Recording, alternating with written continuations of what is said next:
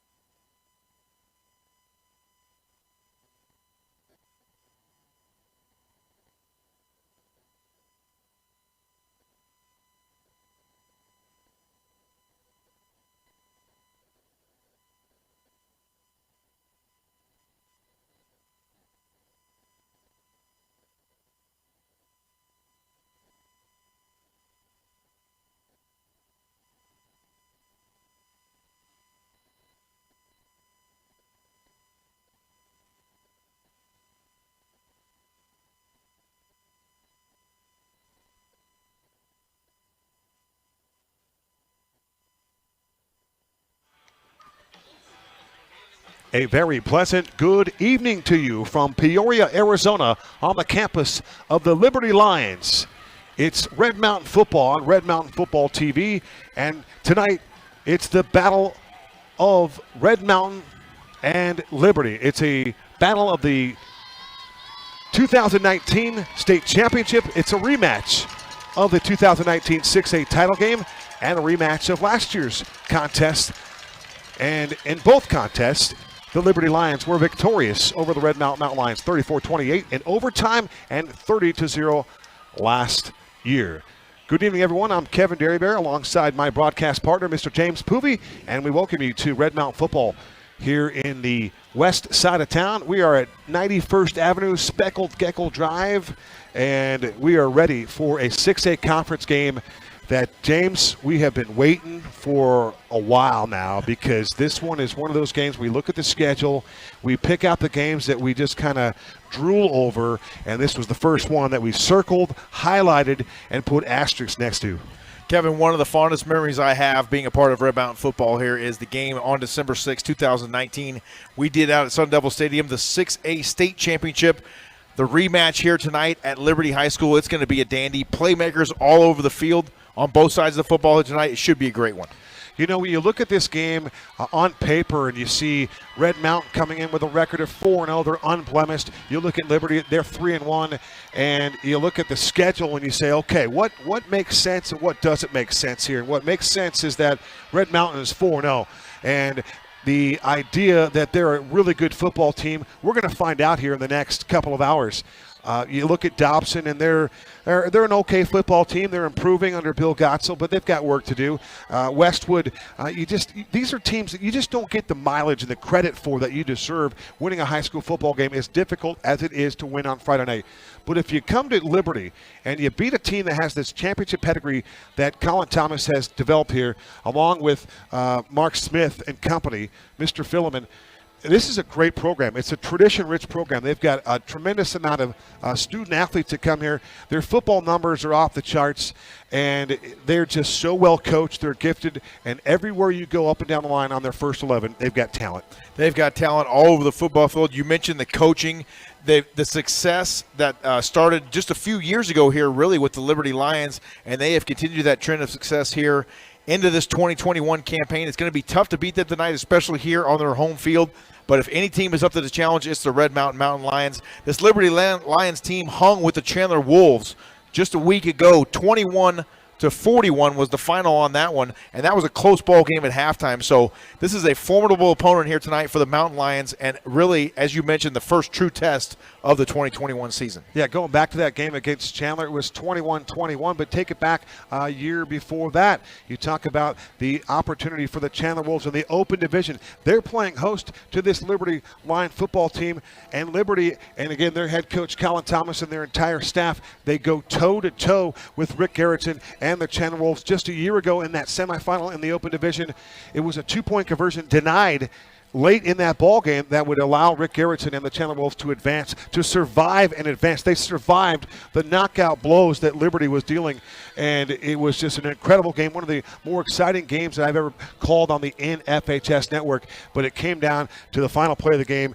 and for Coach Colin Thomas, they had a chance to send to the canvas the Chandler Wolves, and they didn't do it then. They didn't do it last week either, but like you mentioned, it was 21-21 at halftime, 20 unanswered points for Rick Garrettson's Chandler Wolves. They got it done with behind their quarterback, Blake Hippa. They just reloaded Chandler.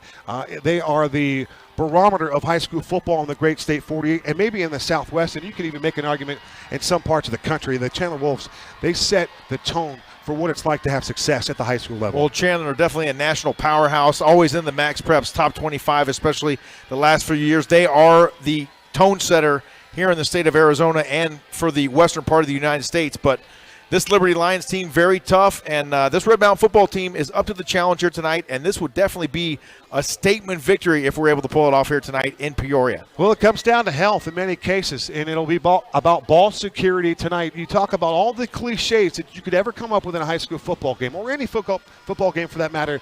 They're all in play here tonight.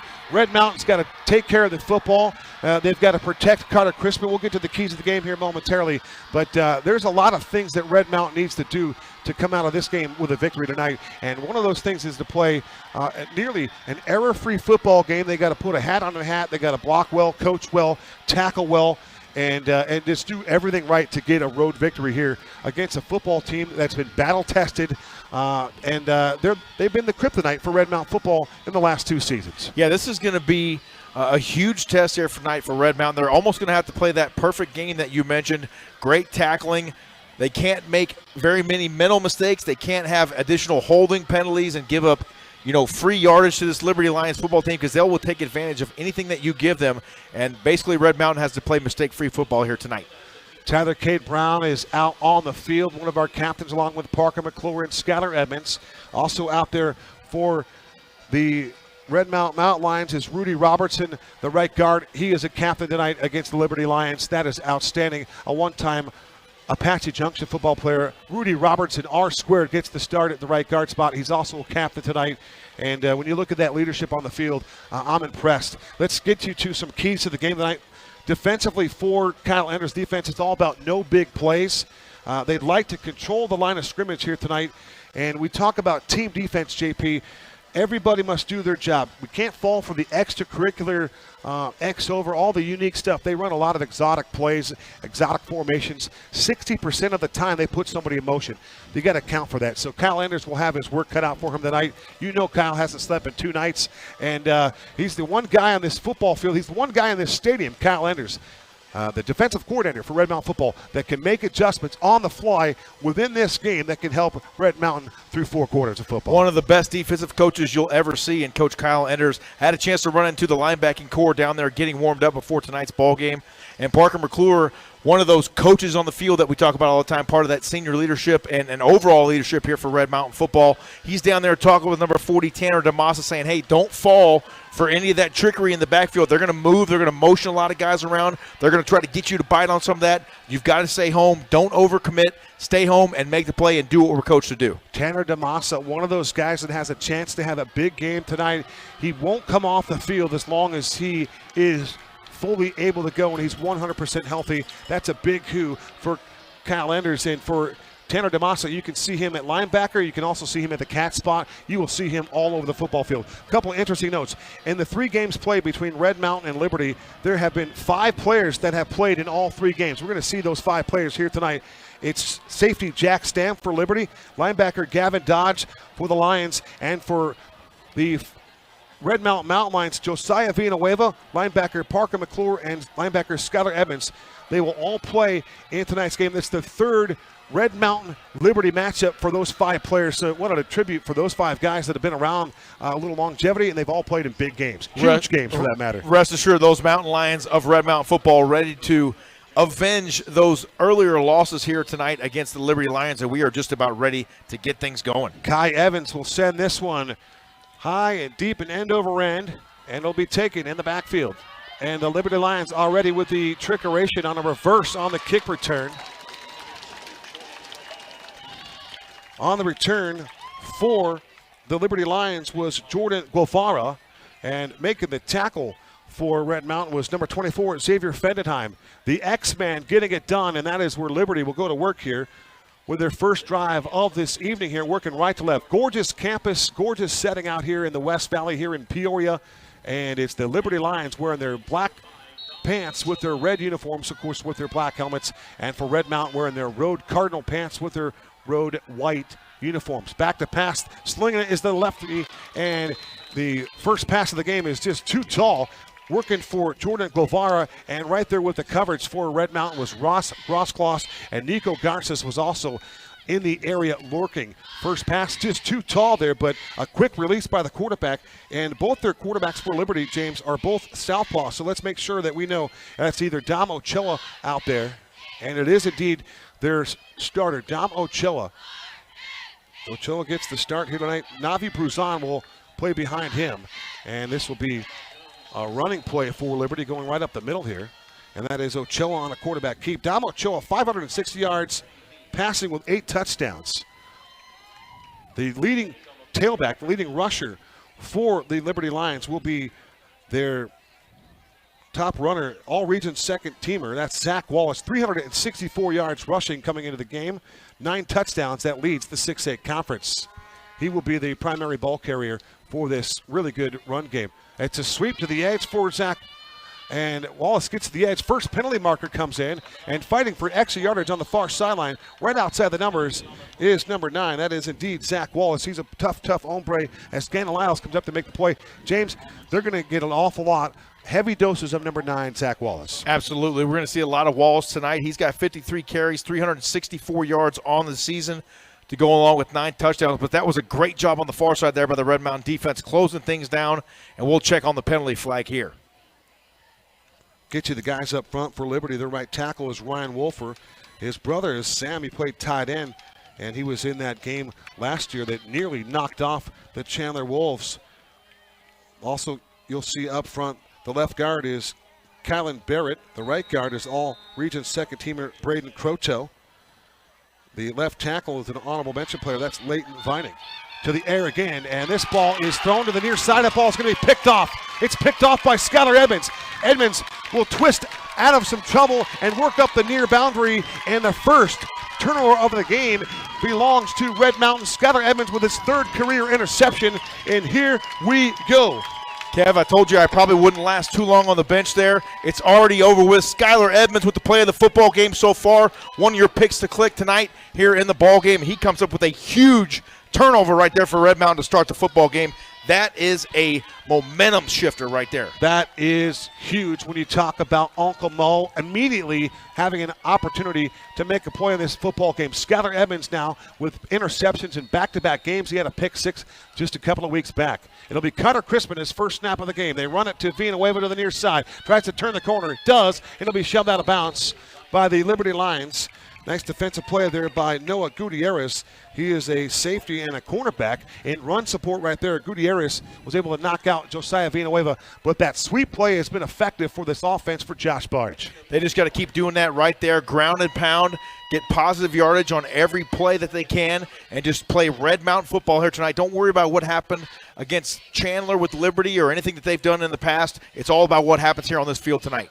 Crispin will have two backs with him in the backfield. A clap of the hands. Back to throw. Looks left. Fires left. The ball is caught by Cooper Turley. And Turley makes the catch. He was hit immediately there by Dom Huerta. And a fast-moving first quarter here as Michael Mallory will give way here. Jacoby Lane lines up at one wide receiver spot. He is 6'5", 195 pounds. He wears number 5. He's got blazing speed. He is one of those guys that can take the top off of any defense, any coverage, anywhere. Jacoby Lane, he is a playmaker extraordinaire for Carter Crispin. Lennox Lawson also out there, wears number 13. You'll see Lennox primarily out of that backfield spot tonight, but you can also see him catching some passes in the wide receiver position. There goes Jacoby Lane in motion to the far side. A play fake. They go back to the boundary on the other side, and this is Villanueva again, as Villanueva has had 2 touches here early on in this ball game. It's funny, James, because I was trying to pick up, give you my impact players of the game. Initially, I did write down Josiah Villanueva. I thought better of it, said we got to play a lot of defense tonight. I'm going with Parker McClure, Skylar Evans, Carter Crispin, and then Jacoby Lane. My picks to click here for this one, my impact player of the game, if you will. Offensively speaking, for Red Mountain, for Coach Barge, it's all about 4+ yards per play on first down. That's the idea.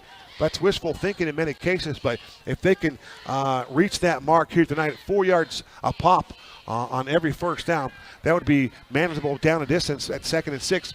I think any coordinator will take that all season long. Other notes here for offense, protect Carter Crispin. It's all about the exotic coverages and the exotic blitzes that the Liberty Lions will display, and red zone efficiency as they're on the 24-yard line right here, facing a 4th down and 2. So a big play early on here, and it looks like Mike Peterson wants to roll the dice and extend this drive. I'm liking this. Got a chance to chop it up for a minute with Coach Barge before tonight's contest, and he was in a great mood, throwing some receiver routes out there for the wide receivers, getting them warmed up, and he was ready to take some shots here tinight for this offense. Javi Pinion on that left side to set things up with Nico O'Neill, Jefferson Giles, Rudy Robertson, and Max Bray. And there is a ball carrier right over the middle, and for the Mountain Lions, Lennox Lawson.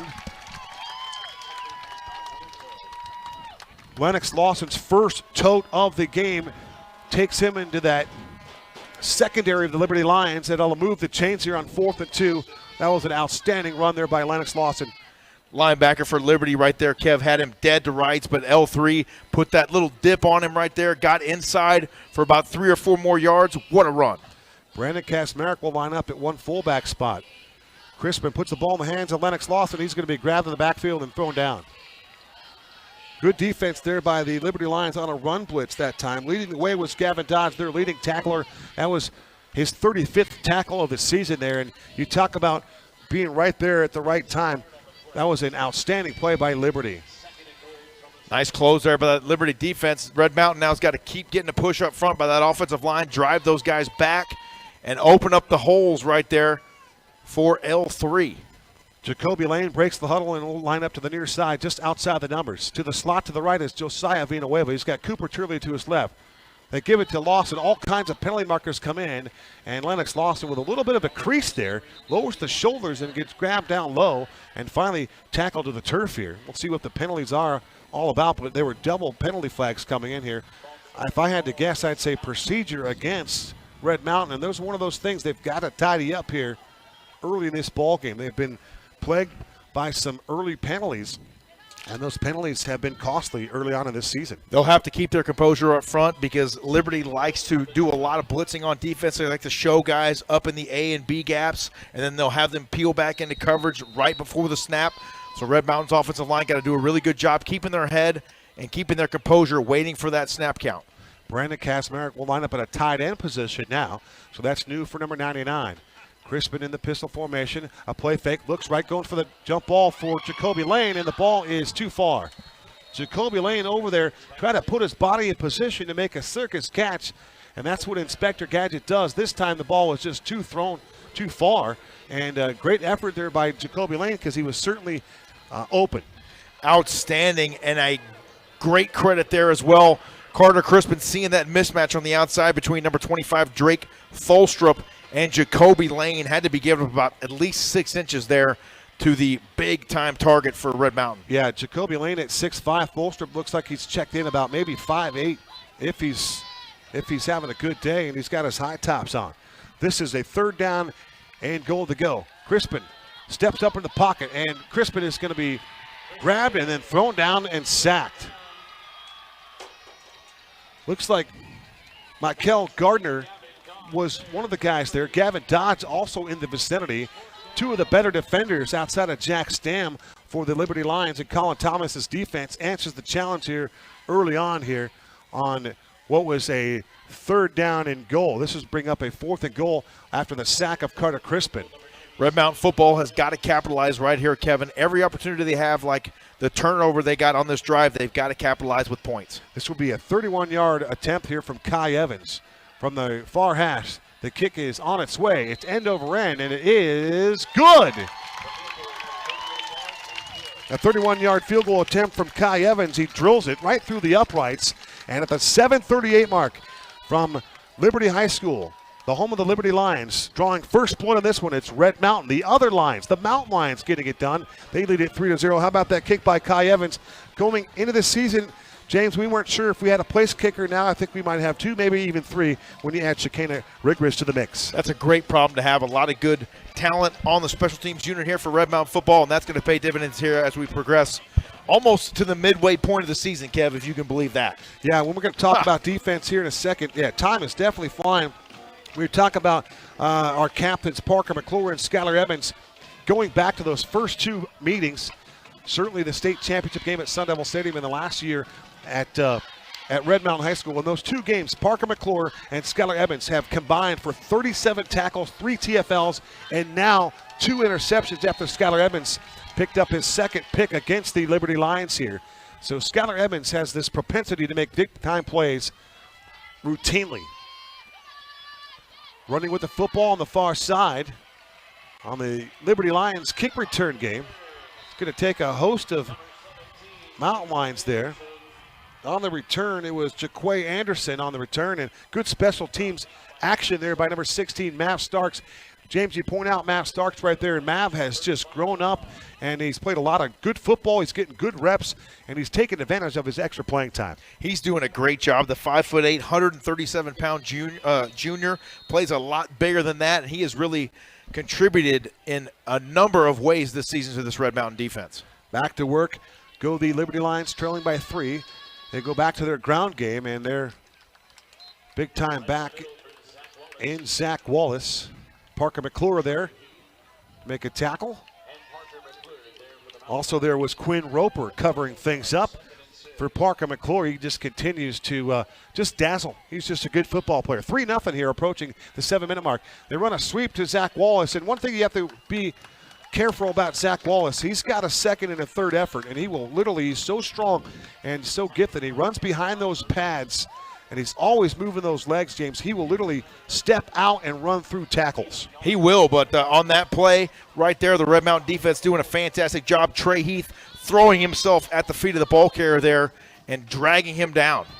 Nice tackle there by Trey Heath, his 12th tackle of the season. And with a quick tempo, they go back to Dom Ochoa this time. He's able to move the chains there. Oh, let's see where they spot the football. It appeared as though that he had the line to gain. That line to gain was right around the 44-yard line, and now they're going to mark him short. So this will be 4th down and 1 here for Mike Peterson and the Red Mountain Lions, as Liberty has elected to go for it, at least line up to go for it here. Lining up to the near side is Jonathan Kennedy. Snap is back, and it'll be Ochoa on the scramble. Ochoa into the secondary, and Ochoa takes the football into Red Mountain territory just a direct snap back to the quarterback in wildcat formation. He saw that crease to the right side and just was able to glide towards the first down without any contact. That's too easy. Unbelievable right there from Dom Ochoa. The acceleration, he just gashed that Red Mountain defense right there for a huge first down. Gain of 14 yards for Dom Ochoa. That is what he does. That's his strength. The southpaw back to the pass. Throws over the middle. The ball's caught around the 35-yard line. Right on that Liberty Buick GMC logo over there, KD. Darren Barrows making the reception. He's the second leading receiver on this team. Quick tempo again, a play fake over the middle again, and they go right back to Barrows, and Barrows gets taken out there by the turf monster there. Let's see what this penalty is all about. I don't know that the Lions got set, James. They were not set at the snap, and fortunately for Red Mountain. And there you go. You get the call from the referee. Illegal shift for the Liberty Lions. Let's get you our officiating crew here. Our back judge this evening is Brandon Burt. The line judge is Jared Burt. Our head linesman tonight is Scott Alford. The umpire is Chad Fulton. And the referee is yet another Burt. It's Ray Burt. 3 Burts on this crew here tonight. So with 5:28 to go, opening quarter, working right to left. It's the Liberty Lions trailing by 3 here. Dom Ochoa has 3 wide receivers to the wide side. Ochoa takes the snap. Now he runs the football on the far side. And Ochoa running on the numbers. Not a lot of real estate this time. Looks like Cooper Beecher was over there along with Tanner DeMassa. As DeMassa is asking some questions with the white hat, our referee. We'll call it a gain of 6 for Dom Ochoa. Tanner DeMassa, another one that's growing up right in front of our eyes.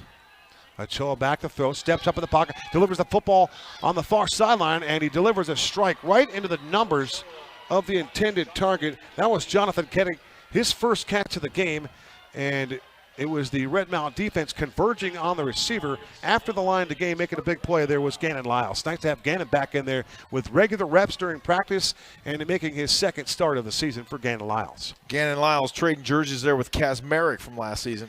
Again, they go with the sweep to Wallace, and Wallace, before he can actually latch onto him, he's picked up 6 yards running downhill this time on that sweep. He turned the corner, turned it up the field, and got big yardage. He did indeed. Red Mountain's now got to tighten the screws here on defense.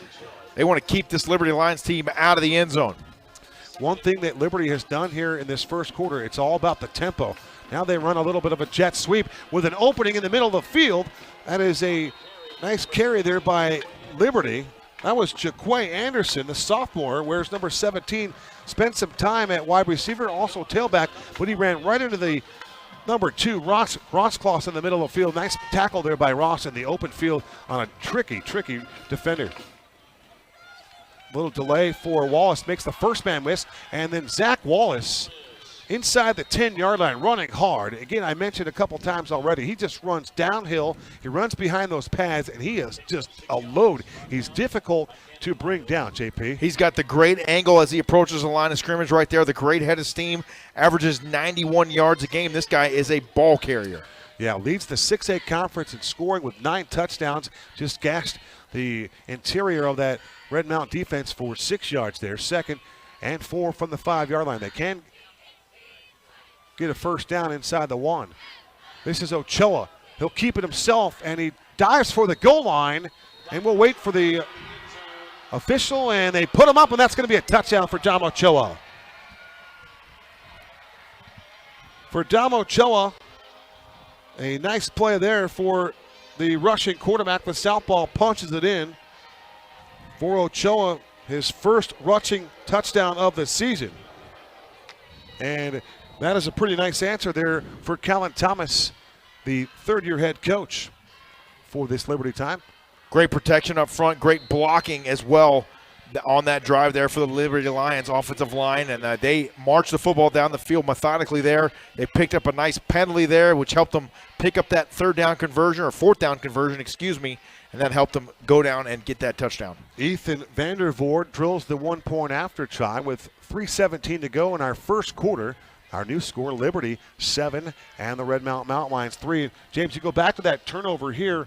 Skylar Evans with that pick early on in the ball game, and They were able to cash it in for 3 on a Kai Evans 31-yard field goal, but then the ensuing drive for Liberty, a little ground and pound, some passes over the middle, using the tight end, using their wide receivers, but Damo Ochoa moved that football with relative ease, and he did it with a lot of tempo. It was a quick pace. Yeah, they were moving it really well. The defense for Red Mountain, not a whole lot of time to make adjustments or even get a whole lot of breaths between the snaps there, but they're going to have to get ready for that because they're going to get more of that as we go on through the night here.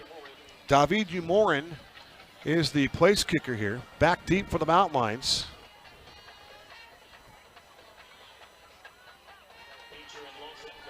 Lennox Lawson along with Cooper Beecher. Beecher stands at his own 10. This kick comes to the near side. It's end over end, and it's going to sneak into the end zone for a touchback. So a nice job there by the place kicker. What a nice bonus for us out here tonight, Kevin, getting to hear the tones of Mr. Jim Barnett coming over the PA here at Liberty High School. It's very nice. Indeed, it's therapeutic. It is. It is something that I've enjoyed for many, many years, listening to Jim. He has the best third down call in all of the National Football League. In fact, I mentioned to Jim this week, I said, when the NFL comes at calling, they want to do a story on you. I know there's going to be a lot of people that are in your ear, family members, grandparents, buddies, friends that are better than of me. But I said, I don't care about any of those people. I want you to mention me when the NFL comes to talk. Yes, please. So that's it. Shameless plug. It's fine. Just want to go that Crispin back to fast. He's looking for Jacoby Lane, and they're going to grab Jacoby all Lane. all day. That's going to be a personal foul, or if nothing else, it'll be pass interference. Too bad it's not a spot foul. That would have been a 50-yard pass play right there, but Jacoby Lane had single coverage. He put that double move on. He was wide open, and then the ball was, in this case, was a little bit too far, but the reason why he couldn't catch it is because he was nearly tackled at the 45-yard line. Yeah, that guy was literally draped all over Jacoby Lane right there. And for the defender, he kind of had to right there because Jacoby Lane was going to be off to the races because he was going to have that guy beat very quickly. Ryder McMillan supplying the coverage there.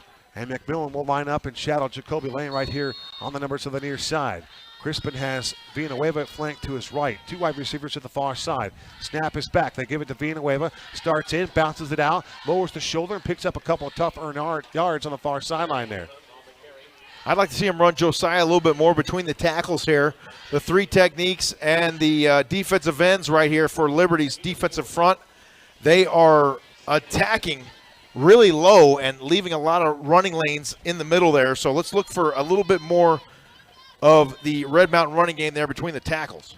Nice tackle there. Speaking of tackles, number 8, Jack Stam with the tackle. Jack Stam needs 6 tackles to reach 300 in his career. Give it to Villanueva with a hole. Villanueva makes a man miss, and Villanueva approaches the line to gain there, and he did a great job there of seeing the yard marker that he needed to get, and he fell right towards that. Good defense again there by Liberty, but they're swarming to the football. It was Keaton Stam that time making a nice play. And you saw Jack Stam flying in there for that kill shot. Josiah Villanueva very wisely dodging that just to the inside there. That would have been some kind of car crash. Yeah, that was what they call a juju. He put the juju on right there and made a heck of a move. 3rd and 1 from the 44-yard line. There goes Cooper Turley in motion. Crispin on a play fake. Gets the ball out in the hands of Lennox Lawson. And Lennox is going to get the first down with a really strong open field tackle made there by Ryder McMillan. Gain of 4 for Lennox Lawson. He needed 3. He got 4, just enough to move the chains there as he tried to sidestep the tackle there by McMillan. But McMillan, with good form there, good technique, and took down a really, really difficult man with the football in Lennox Lawson. I love the play call right there, Kev. You got to get the ball to your weapons. You know that L3 is good for at least 3 to 4 yards per play. Great call there, Coach Barge. 3 wide receivers to the far side. They want a delay. This is Michael Mallory.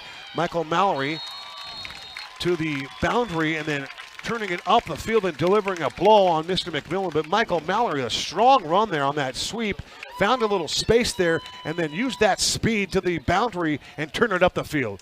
Solid run there by 14. Fantastic job getting to the edge in a hurry right there by Michael Mallory, and at the end finishing the run, lowering his headgear and delivering a pop there on Ryder McMillan. McMillan had to check his hat make sure it was still attached there for a moment. Anybody 5'7", 165 that runs like that and delivers punishment like that, I want him on my football team. That is Michael Mallory. Here comes the blitz. It was Michael Gardner. Crispin shows the football. He's going to evade the pressure and throw it away and live to play another down. Smart play there by Connor Crispin. Penalty marker on the play. This one comes in from the referee, Mr. Ray Burt, and we'll see what this one's all about. They're going to say that's intentional grounding on Carter Crispin. That's a tough break because Jacoby Lane, all 6'5" of them, was streaking down the near sideline. So a tough call there by Ray Burt, and that's a loss of down. These are the calls that I've seen over the years for Red Mountain on these road games. You just, after talking things over, I'm surprised they can't get together and say, no, we had a guy in the area. That was a tough one there to go against this Red Mountain offense. Second and 10 now. Very tough at a very tough time as well. They run it to the near side with Lennox Lawson. Lennox Lawson with an awful lot of speed, and he finally just gets hammered down to the turf. Wesley Grimm took a couple liberties there, no pun intended, and he slammed Lennox Lawson down to this natural grass surface here. Both players were kind of standing there waiting for the whistle. L3 was kind of wondering if he wanted to try to work his way back inside a little bit or if they were going to blow it dead. And then number 23, Wesley Grimm, finished the job there for the Liberty defense. Yes, he did. Third down and 16 here. Final 43 seconds of this opening quarter, and now Red Mountain will take a timeout. So another interesting choice of taking the timeouts. 7-3 our score, 42.3 seconds to go. And for Red Mountain, already in the soup just a little bit. They're trailing by 7-3 score, but they've got to work through this penalty on this particular drive here, losing a down and also looking down the barrel of a 3rd and 16 here is a tough play call for Josh Barge. It's going to be a tough play call because you know they're going to have to go deep. The defense is going to be basically playing catch here on this play, making sure that nothing gets behind them. They're going to have the safeties probably line up right at the line to gain, which is currently looks like the 33-yard line. So look for that as they come out here and break the huddle. And Red Mountain's going to have to either get something underneath and break a couple tackles or look for that deep shot if there's a mismatch on the edge and somebody gets behind a DB. Let's take a shot with Carter Crispin. 68% completion percentage, 721 yards, 10 touchdowns, no picks for number 9, Carter Crispin. Put the ball in his hands, let him make a play. There goes Turley in motion to the near side, running laterally. Crispin claps his hands. Here comes the pressure, the throw, near sideline, caught by Turley. He's got the first down. A chain-moving catch for Cooper Turley. Outstanding protection up front. You mentioned the interceptionless Carter Crispin back there just in command of this offense. Finds the receiver Cooper Turley on the edge, a big target at 6 foot, 190 pounds. First down, Mountain Lions. Let's keep moving the football. Crispin to Turley, a gain of 19 yards on that pass play. You talk about an accurate pass that was thrown right on the numbers, right at the hands, just above the neckline there for Cooper Turley. Again, they run that sweep to Michael Mallory, turn the sideline, and Michael Mallory put on the brakes around the 10. He wanted to cut it back inside, and then it got drilled. He was leveled by Noah Gutierrez, but another strong run by Michael Mallory, getting him in space and then making plays. Let me give it up. That speed. Oh my goodness, Michael Mallory. But let's start with number 34, Josiah Villanueva. It was a trap play. They brought him across the formation. He sealed the edge off on the defensive end right there and sprung Mallory to the corner. What a run.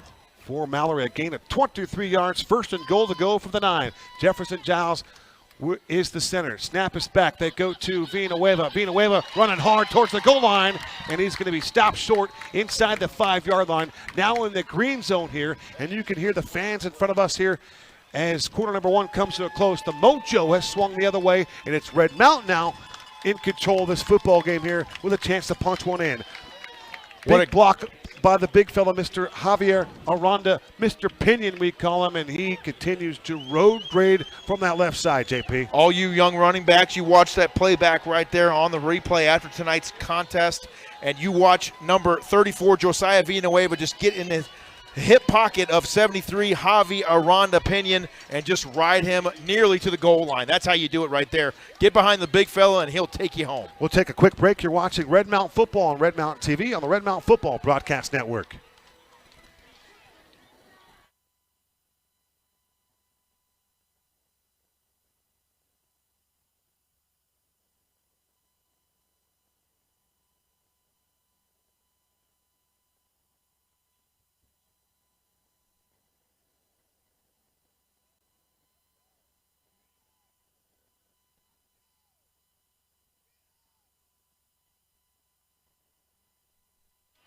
Welcome back to Peoria, Arizona, home of the Liberty Lions. Kevin Derryberry alongside James Poovey. It's 7-3 here. We'll switch ends. Now working right to left. It's Red Mountain, 2nd and goal from the 9-yard line. Carter Crispin is in at quarterback. To his left, it's Josiah Villanueva. To his right, Michael Mallory. Jacoby Lane to the far side. They run it right. And it's Villanueva trying to get that push from that offensive line. You've got all the bigs trying to move everybody forward. Right there, Jefferson Giles, Rudy Robertson, Max Bray, Nico O'Neill. And behind the play, tying his shoe is Cooper Turley. Mountain Lions denied here. That is a positive run, though. It's a 7-yard run there for Villanueva. So Josiah has shown you his merit on the field as a receiver, running the football as well as he's had since he's been a member of this varsity football team, and that's 2 years running now. Power football. Now look for it once again here from Red Mountain. 3rd and goal from the 2-yard line.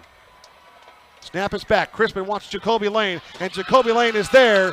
Does he get his feet in? We're waiting for the signal from the official. Put him up. Tough break right there. Beautiful ball by Carter Crispin on the fade to the far corner. The far pylon was the target, and Jacoby Lane right in front of it made a dazzling catch once again, and they're saying that his feet were not bounced. From our vantage point here, to be fair, we can't see it this far away. Too tough to tell from this angle right here, but Crispin just changed that release point just a little bit, and that ball sets right down into the hands of Jacoby Lane on that pass. Coach Pete's going to forego the 3. He wants 6. And before we can do any of that, we're going to get a timeout. I think Colin Thomas and the Liberty Lions want to talk things over. And with that being said, we'll take a quick break. 11-12 to go till halftime. Our score, Liberty 7, Red Mountain 3. When we come back, it'll be 4th and goal to go for Red Mountain.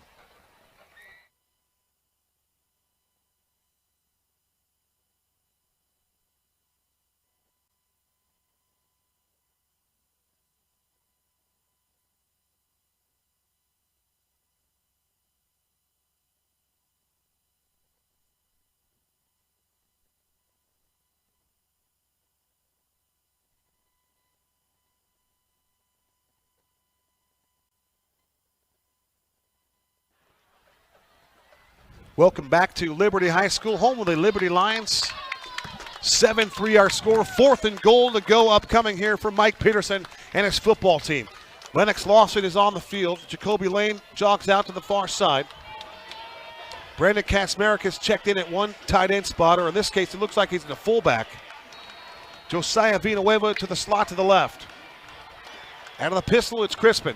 Snap back, puts the ball in the hands of the tailback, and trying to fight his way towards the goal line is Lennox Lawson. And they're waiting for the signal. And they're going to say he didn't do it. They're going to say he did not get in. Another tough call here on the road against Red Mountain.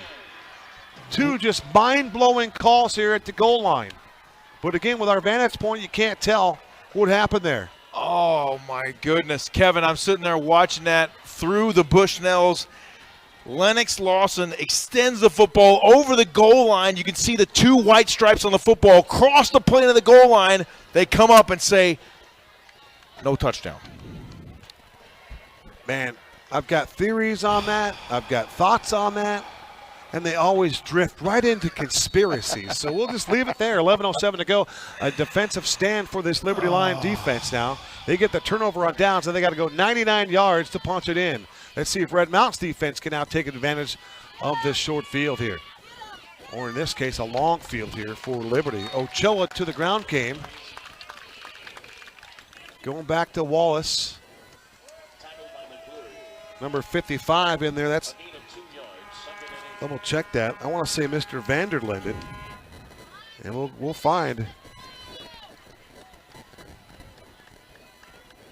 Yeah, Tyler Brenner made a play there. Ochoa, play fake, pass to the near side. Ball is caught and working around Grotzklaus and making a move for this Lion football team. That was Jonathan Kennedy making his second catch of the ball game there. That's the 3rd time he's been targeted there by Dom Ochoa, and for Liberty able to move the chains there. One thing I can say about Dom Ochoa, quick release, and he's on target. Yeah, very quick release for Ochoa and the wheels as well, but that open field duster right there by Gannon Lyles. That was a gain of 12. Now they quickly snap the football and go right back to Darren Barrows to the near side.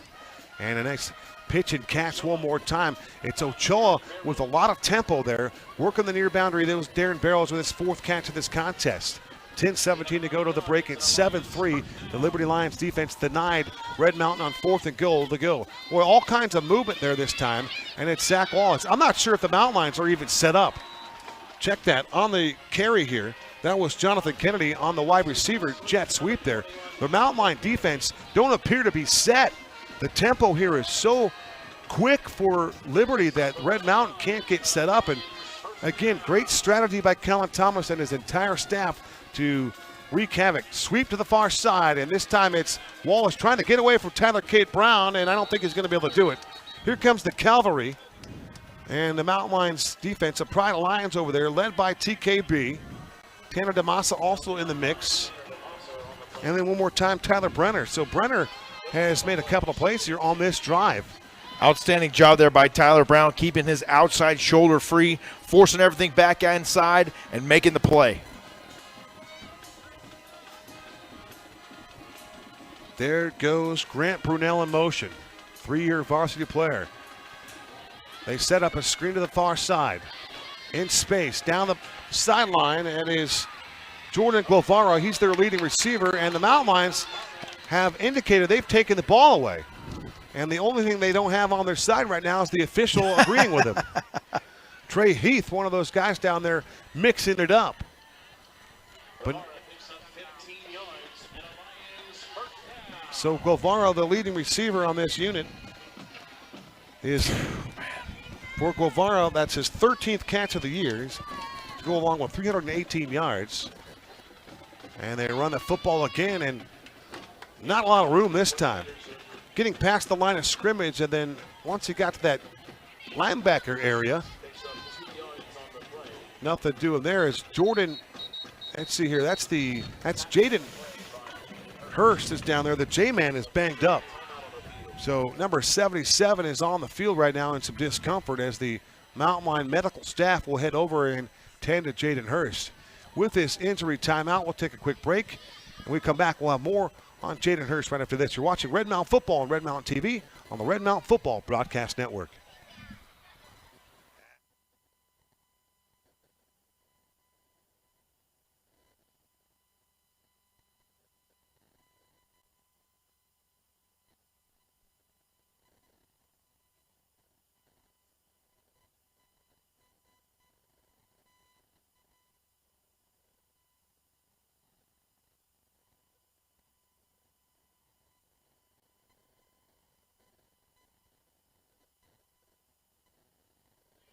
Welcome back to Peoria. I'm Kevin Derryberry alongside James Poovey. It is number 77, the J-man, Jaden Hurst, a little bit banged up. He tried to get up, and it appears that maybe a lower extremity on the right side giving him some discomfort here. Shout out to Chris Andriatis. Chris watching the game at home in his palatial palace near Red Mountain High School. He said to me, half of Lennox Lawson's torso was in the end zone on that previous play. So Red Mountain getting hosed here on the road, and Lennox Lawson appeared to have scored a touchdown only to have it negated by this officiating team. And now on the far side again, it looked like Red Mountain had come away with the football. Coach Andrew running the game through the TiVo there at home, able to watch the replay back, I'm guessing, huh? Yeah. Half the torso, and that's about what I saw, Kev, through these babies right here. It's the road calls, the road officiating. It always seems to get this squad. Not sure why as they continue to look at Jaden Hurst. But, I will say this about Liberty. The quick hitters and the quick pace, the tempo, I don't even know who's ready for this tempo. It's a basketball-type pace here for the Liberty Lions. You got to figure Mark Wood has put a little bit of a handprint on this Liberty Lions team. Of course, Mark Wood likes to put up a lot of shots, and he likes to do it in a quick rhythm when you talk about basketball here for Mark Wood and the Liberty Lions. But another big game around the Valley. We're going to try to come up with this score for you. Huge game in the 6A Fiesta region. Williams Field and Queen Creek doing battle tonight. And we'll get you an update on that game here at halftime. Right now, if I can borrow $6, we can tune that in on your view, Kev. Yeah, here you go. Here's $6. Let's keep an eye out on Jaden Hurst. The longer we sit here waiting for Jaden, the more concern that we have here. Now they're bringing a bag out here, and I was concerned about the lower leg here. That appears to be the Aircast bag, KD. You wonder about that. That is tough. I know his mother does a great job supporting this football program, Mrs. Hurst, and she might be a little bit concerned right now about what is happening to her son, and it appears as though that bag that they've escorted out there has some more supplies in there, perhaps a board of some sort that they could at least stabilize. Again, we're just speculating here. The right extremity here of Jaden Hurst, and this young man has had really a whale of a season. He has been a difference maker for this football team, and you hate to see anybody go down, but this would be a blow for Kyle Ender's defense, James. Absolutely right. It's sad to see Jaden down on the field right now. We see Mrs. Hurst on her way down to the field there to check on her son. Thoughts and prayers with them. Obviously, if you're Coach Kyle Enders right here, you are simplifying the defense right now, Kevin. You are dumbing down the calls so you can get them in and out quicker into the ball game, and you're taking advantage of this timeout right here to get that done so that when this tempo picks up again for Liberty, and it will on offense because right now it's working and they're gashing the defense, you're going to be ready for it. You're going to be able to get those calls in and out and get everybody lined up and ready to go that much quicker. Yeah, no question about that. Jaden Hurst, 8 tackles, 3 behind the line of scrimmage, a sack for number 77. And we just hope that young man will be okay. But it does appear as though that they are working on the lower leg now. Now that now Liberty has brought out parts of their medical staff, and perhaps they will at least be able to cart Jaden off. And you can tell that Jaden is super upset right now. He's just taking shots to the turf with his right fist. He is just the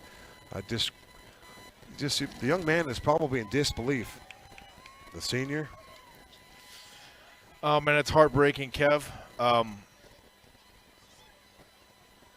I can speak to it because I've left the high school football field for the last time, and it's one of the emptiest feelings you can ever imagine.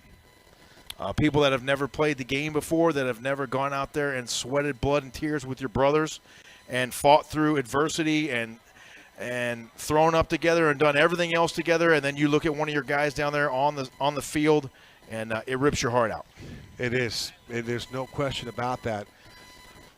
They often talk about whatever fraternity that you're in is just so unique, right? I mean, I often talk about the broadcasters fraternity, but that's one fraternity, right? But the football player's mentality, the football player fraternity, the football player, the brothers, the family atmosphere, playing for the guy next to you, to the right of you, to the left of you, the guy behind you, in front of you. We can't relate as broadcasters in our fraternity. Trials and tribulations in broadcasting, sure. You're hired to be fired. Even last night, friend. Yeah, that's sure. But in this case, when it comes to football and the health of Jaden Hurst, we can only send that man just prayers. It's a right leg injury for Jaden Hurst, and we just hope that young man can get back on the football field as soon as possible. Mike Peterson with a pat on the helmet. Jaden's just so heartbroken right now, and hopefully this Red Mountain football team can pick Jaden up and find a way to come out of here with a dub and bring some joy to that senior football player who's left it all out on the field here for us. 77, Jaden Hurst. We appreciate you, young man. We appreciate you greatly. Absolutely. A well-deserved round of applause here for the J-Man as he exits the field, not the way he desired to do so tonight here, Kevin, but that one's tough. That's tough. Jaden going by in a cart as everybody gives him an ovation. He is just crushed right now, devastated as a young player, knowing he can't help his team out, and he's helpless. Prayers up for you, 7-7. Prayers up. So back to this game, and how difficult will it be for Coach Enders to reload here and find another player. Brandon Kasmerick maybe has a chance to step up here, and here we go. It's Dom Ochoa back to work here. From the 46-yard line, they sweep it to the far side, and working along the numbers was Navi Bruzon, he's their backup quarterback. He's just a sophomore, and whenever they give him the football, you got to watch out because he's a threat to throw the football. Any kind of trickery or gadgetry, they've got a lot of weapons in place that can do it rather simply. Absolutely. Bruzon, the second leading rusher here on the ball club, 222 yards so far on the young season. Wide receivers, 2 stacked up to the far side. Now they shift positions. 3 wide receivers now to the wide side. Empty set here for Ochoa. He's going to run it. And Ochoa to the 40, taking on some Red Mountain tacklers. They stand him up around the 38-yard line. Tyler Cade Brown was over there. And you also saw Trey Heath in the vicinity as well. But nice job there by Red Mountain to stand up Ochoa. He's very, very difficult to bring down. Ochoa is elusive. If he gets out of that pocket and gets on the run, he's tough to bring him down in space. You got to buzz your feet and really wrap him up good. 1st and 10 for the mountain line, 38-yard line. Snap is back to Ochoa. Steps up in the pocket. Here comes the pressure from behind. Throws on the run, and the ball is going to be incomplete. Nice job from behind the play there by Tyler Brenner, number 55, on the hustle for TB. 5'10", 200-pounder with a little hurry right there, getting after the quarterback, and perhaps those footsteps that Ochoa heard just enough, loud enough to have him throw that ball a little bit too soon and airmail it out of bounds. Big play here for the mountain line defense. 2nd and 10 now from the 38-yard line. They go back to the ground game, and there is Zach Wallace, as Zach Wallace is doing a lot of stutter stepping, sidestepping, and making plays with some headway forward. Falling forward all the time. Parker McClure, one of those guys there, is one of the referees, will assist Parker and fix his jersey there. So for Wallace, just a 2-yard carry. Dirty 30 out there. He's all clean shaven tonight, Kev. I don't know if you saw him. He looks like he's about 13 and a half years old now. Unbelievable. Fantastic. And he knows that's all in love. 3rd and 7 from the 35-yard line of Red Mountain. Long count for Ochoa. There goes the back in motion. That is Jaquay Anderson. Ochoa back to throw. Deep ball, far sideline. The ball is incomplete. Great coverage there by Red Mountain. It was Cooper Beecher providing the coverage there. You talk about in his side pocket, going stride for stride, hip to hip, all the way down there, and give him a PBU, a pass breakup there for Cooper Beecher. Fantastic defensive back play right there by Cooper Beecher, playing outside leverage that time, right in his back pocket, and he put his hand up at the exact moment to break it up. 3 wide receivers on the near side. He's got Darren Barrows on the numbers to the outside. Ochoa gets the play call from his offense. This is 4th and 7 for the mountain line, 35-yard line. Empty set for Ochoa. Snap is back. Looks over the middle field. Fires over the middle field. The ball is going to be caught, and that's going to be enough to move the chains. We'll see where they spot the football. Skylar Edmonds said he didn't catch the ball. A little smoke on that one to Jonathan Kennedy. Good handwork right there as he made the catch and then knew he was going to get belted at the same time, and he did just that. He completed the play. How about the throw from Ochoa? He stood in the pocket and delivered a rocket into Kennedy. Yes, he did. Another sweep for Wallace as Wallace turns the corner and turns upfield. Delivers some punishment over there. And you could see one of the Liberty Lions offensive linemen continuing to go up the play and let defenders know for Red Mountain that he's there to road grade all night. That was Braden Croto, an all-region second teamer. 1st and 10 for the 15. Back to the ground game. And working the left side, that is Jaquay Anderson. Jaquay working behind that left tackle there. James, are you surprised about the tempo here for Liberty? The quick snaps, and again, going back to that basketball analogy, this is fast court, full court basketball right now for Liberty's football team. Yeah, and the dangerous part about this Liberty offense is they really have more than one bell cow, Kev. So if you're the defensive lineman or you're the linebacker supposed to key one of those number one running backs, you might be a little bit confused to see exactly who you're supposed to spy play to play. Ball is on the 13-yard line. Ochoa's going to keep it, and Ochoa gets rocked inside the 10-yard line. Ochoa falls inside the 5-yard line. Nice run for him, and he's a good football player. You talk about Brock Mast and what he did for this Liberty Lion football team, but athletically speaking, Ochoa might be on a tier higher there. The left-handed signal caller has got that height, and he can run the footballs very, very well. penalty marker comes in here on a 1st and goal here from the 3-yard line. Oh, you can look right now, Kev. Look at number 5, Ochoa. He took a pop on that last play right there. The Red Mountain defense had him wrapped up, and then I believe, I don't want to speculate, I believe it was number 16, Mav Starks, came in there and absolutely cleaned his clock. And Ochoa is feeling that effects of that hit right now. So Ochoa is going to give way here momentarily. Ochoa left last week's game right near the break as Chandler knocked him out. And so for this will go back to Navi Bruzon.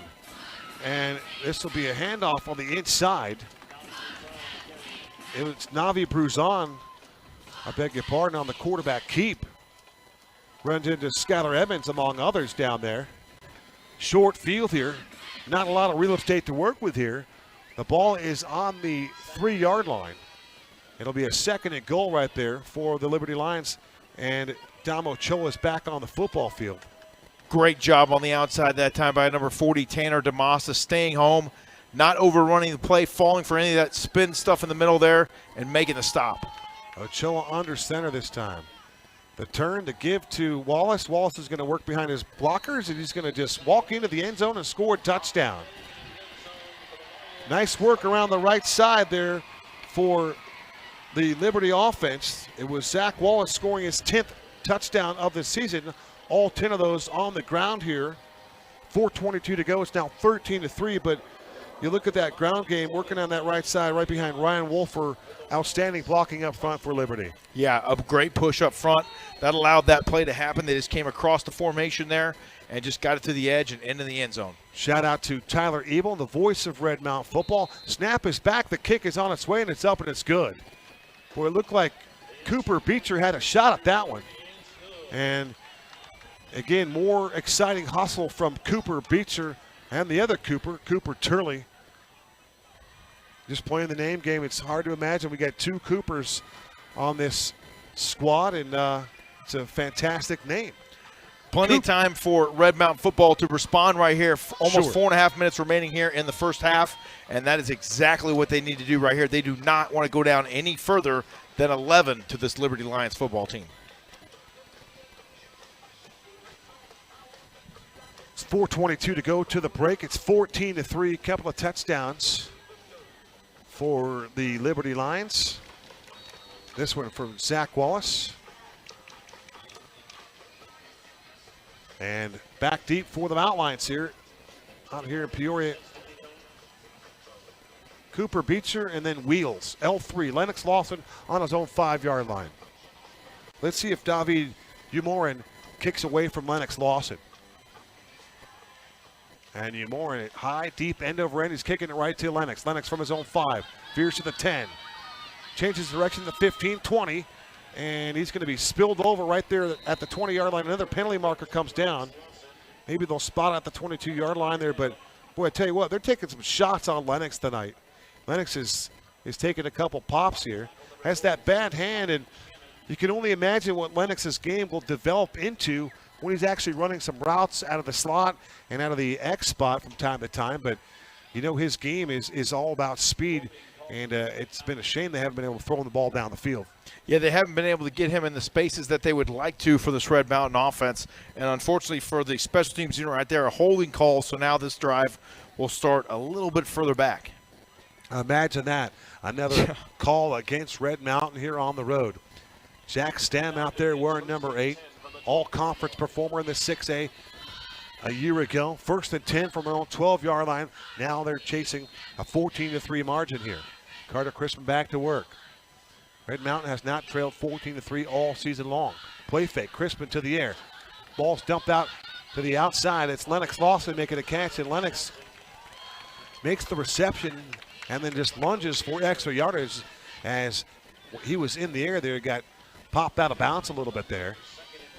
But that was a 9-yard pass play. Carter Crispin to Lennox Lawson, a quick hitter and more quick tempo here. Yeah, now we're picking up the pace. I like this here, Kev. They go to the ground game this time and making the first man miss and then running into a wave of tacklers in that secondary. Michael Mallory runs into the Lion defense. Leading the way was Gavin Dodge, his 4th tackle of this football game. Gavin Dodge, all-region second-teamer. had one tackle in that title game just a couple of years ago. He's one of those 3 guys, or one of the 5 guys here, and for both teams that played in that state championship game in 2019 at Sun Devil Stadium in Tempe, a game that JP alluded to in the outset of our broadcast. 3:37 to go to the halftime. Play fake for Crispin. Here comes the pressure on the outside. He steps up in the pocket, and he throws, and the ball is nearly intercepted. Boy, the ball was batted down and tipped at the line of scrimmage. Carter Crispin trying to elude a sack, and he did just that, but on his release of the football, he got hit at the same time, and Red Mountain just dodged a bullet right there, James. Crispin's life flashing before his eyes on that play right there, Kev, trying to get out of traffic, trying to make something out of nothing. I'll give him credit for that, but unfortunately he threw a dangerous ball up into the air there that Stam nearly was able to dart underneath and pick off. 6'2", 285-pound defensive lineman Michael Gardner wearing 99. You have to account for him just about every single snap. They run it again to the far side. This looks like it's Villanueva. A quick hitter there for Josiah Villanueva and a host of Lions over there. Penalty marker comes in late.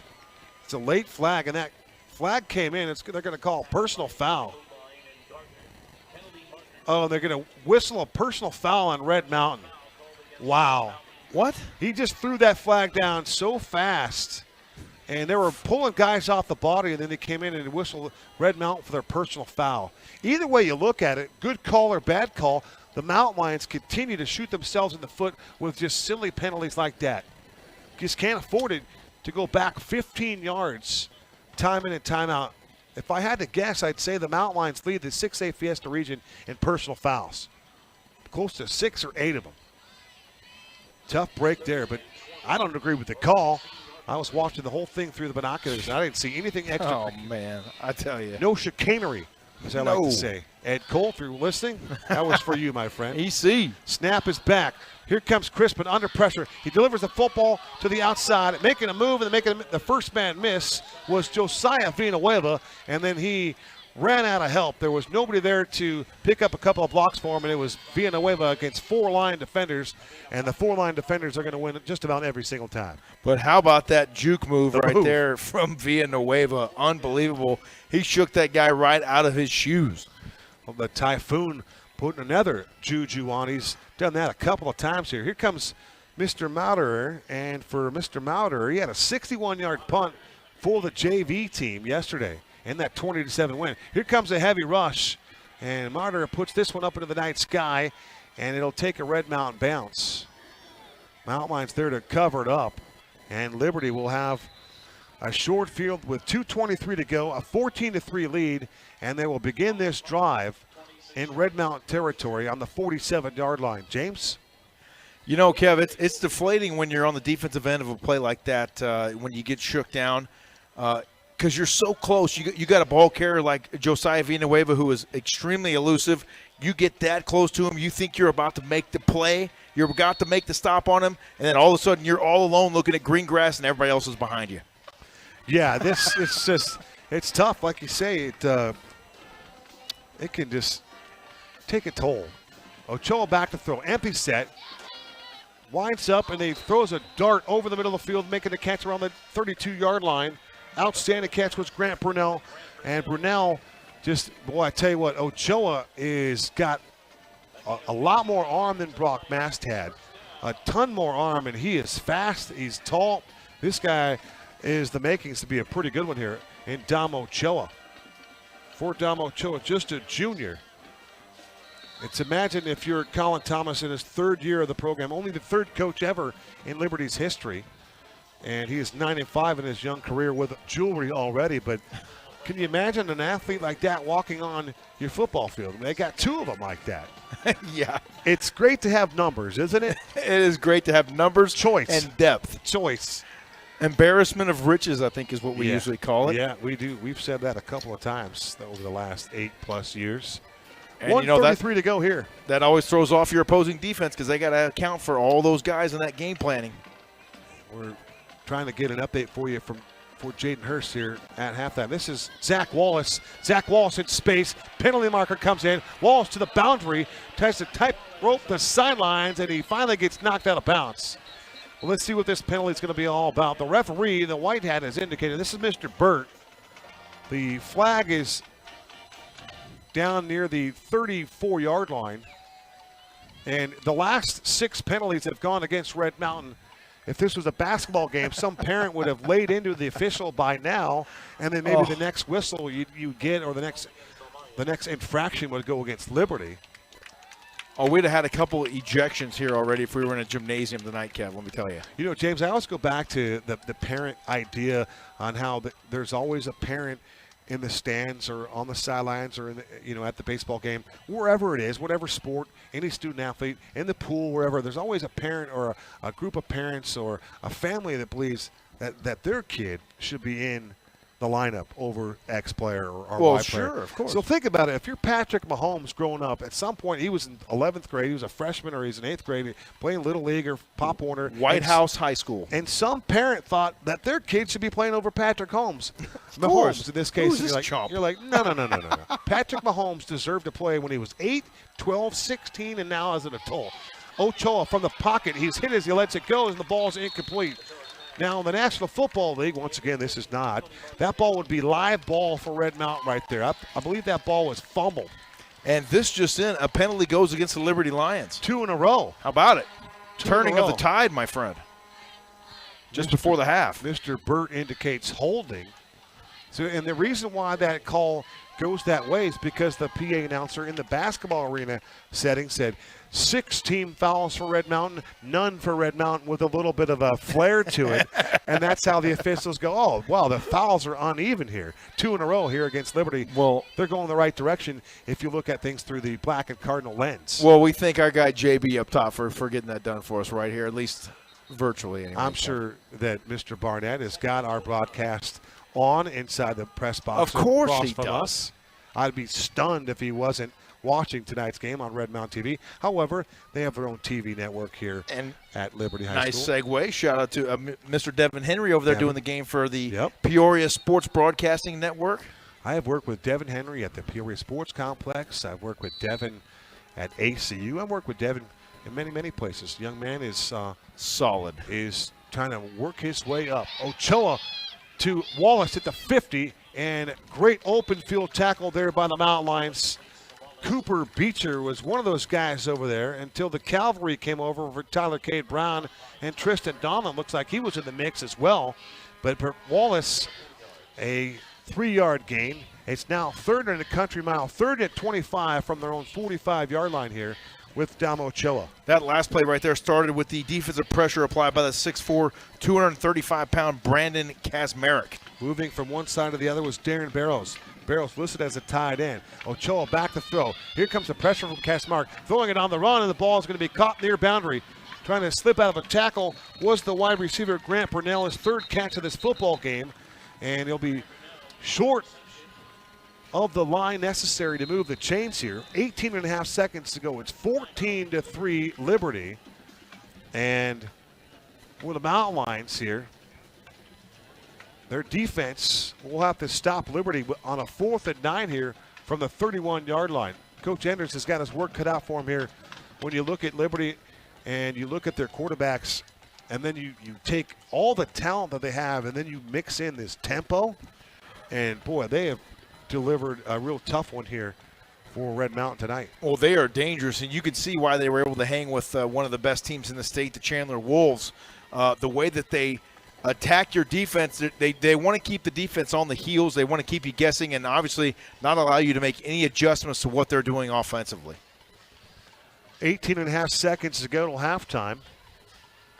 We have yet to see the return of Mrs. Hurst, and I don't anticipate seeing the Hurst family return here tonight, but hopefully we'll get an update on Jaden. And if Jaden, you're somehow heading to the emergency room or you're at the emergency room waiting to be treated, we're thinking of you, we're praying for you, and hopefully your prognosis looked way worse than it really was. Yes, let's hope that everything was precautionary at this point, and we wish you nothing but a get well soon, young man. Ochoa in the backfield with Wallace. He sends Wallace in motion. Empty set now for Ochoa from the pocket. Deep ball, far sideline, and the ball is dropped by Jordan Guevara. Their leading wide receiver dropped the football, and that saved the touchdown. And if you're Dominic Ochoa, you could not have put that ball in any better position. You talk about a beautifully lofted pass right on a dime. That's what Dom Ochoa just demonstrated right there. This junior is some kind of performer, a 132.4 quarterback rating. It was on display right there, a beautiful ball, just a rainbow right into the hands of Jordan Guevara, but unfortunately for the Liberty Lions, it hits the ground. 13.2 to go. What do you do here if you're Josh Barge and Mike Peterson? I'm thinking you just have to take care of the football. Would you like to take one shot towards Jacoby Lane or Lennox Lawson? That's what I'm doing, but you got to get out of here playing smart football here. Down 14-3, still a ball game. I'm hoping there's time for two shots right here, Kev. There goes Jacoby Lane in motion. Dump it off to the flat to Villanueva. Villanueva makes a move, and that was not the right move as the ball comes out, and the ball apparently was fumbled there, and now they're going to say it's Liberty football. If you just run right out of bounds, you stop the clock, and you maintain the football. Now Liberty is going to come away with an extra possession here with 3.9 seconds to go. You're asking this Red Mountain defense to head back out on the field. From the Red Mountain 34-yard line nonetheless. We were just talking about taking a shot. Okay, that's one thing, but boy, tough break there. You know that Villanueva was trying to make a play there, but the play was to run right out of bounds, stop the clock, and live to play on. Another mistake here by the Mountain Lions, unfortunately. And when you make these mistakes against a power football squad and school like Liberty, they start to become magnified a little bit here. Still a ball game, but now you got to get out the field here. Perhaps Coach Enders wants to go into a little bit of a prevent here. Just keep Liberty out of the end zone here. Here goes Wallace in motion. Here comes the blitz from the backside. Ochoa, deep ball, near sideline. It's a jump ball, and it's batted down. Nice work there in the end zone. Tanner DeMassa, give him the PBU. Garces was over there. And Gannon Lyles also. We'll just double check that one. Yeah, indeed, Gannon Lyles was over there. That is how our first half comes to a close, as the Mountain Lions dodge a huge bull here on that pass of the end zone. Boy, Dominic Ochoa has been a performer here in this first half. We go to the break. Our score, Lions from Liberty, 5th in the 6A most recent media poll. And your Lions unranked in the top 15. We go to the break with our score 14-3. Halftime festivities coming up next.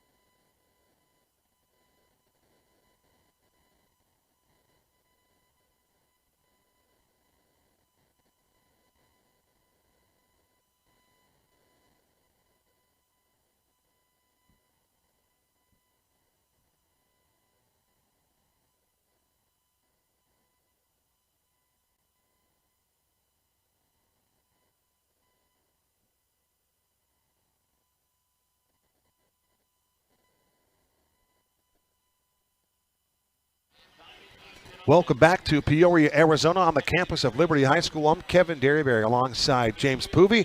It's 14-3 at the break, and James, we were trying to get an injury update on Jaden Hurst. We have not received one just yet, but we know that he was carted off, and he had that right leg in what appeared to be some sort of an apparatus, perhaps an air cast or some sort of a support mechanism for him. But he was clearly dejected, and this football team they were just down a little bit as they entered the clubhouse there at the breakdown, 14-3, and then down emotionally as well. Yeah, the injury to the J-man, Jaden Hurst, definitely took the sails out of this football team, took the wind out of the sails of the football team. But I saw a little fire in them when they came out here for the second half. Parker McClure was leading the charge, and hopefully they've made some halftime adjustments in that locker room and can get this team back on track here for the second half. Like we were talking at the break, and said, a 14-3 score, this game is still very much attainable. It's a game that they can get, but like you mentioned, they're going to have to make a few adjustments. They're going to have to shore up the tackling and somehow try to mount some pressure on Dom Ochoa. He has been, he's lived up to the billing, and he has been really arguably the best player on the field through the first 24 minutes in Dom Ochoa. He has definitely been the best player out here tonight. All over the football field. He's doing it with his arm, which is very impressive here so far in the first half, and he's getting plays done as well with his legs. He's got a tremendous amount of speed. David Umorin ready to kick things off. Back to Lennox Lawson and Cooper Beecher. This time it'll be Lawson. It'll be over its head. It'll go into the end zone. A big leg there from Ryder McMillan. Check that. That was David Umorin. I beg your pardon. David Umorin with a strong leg here, and we are ready to begin half number 2. And we would like to thank some of our sponsors of Red Mountain Football. We'd like to thank Steve's Crazy Subs at 3 Valley locations. And we'd also like to thank Chuck with Chuck Finest Meats, your local butcher shop serving the Red Mountain community. Come see Chuck for the finest meats and provisions located on Power and McKellips, and you can visit us on the web at chucksfinemeats.com. And one other note, you need to be like Dr. Koya Giles. Dr. Koya Giles listens to each and every game inside the stadium. That's how you're supposed to do it. Dr. Corey Giles, proud Mountain Lion supporter, helping patients live healthier lives. Thank you, Dr. Giles, for your contributions to Red Mountain football. And all right, we need some offense here. We need Carter Crispin to get going here. I didn't think that the offense found any kind of rhythm in that first half, and I think you have to credit Liberty's defense and their game plan. Yeah, they were getting some penetration up front, but this offensive line is going to shore things up here in the second half and try to limit some of that run-through. There goes Lennox Lawson in motion.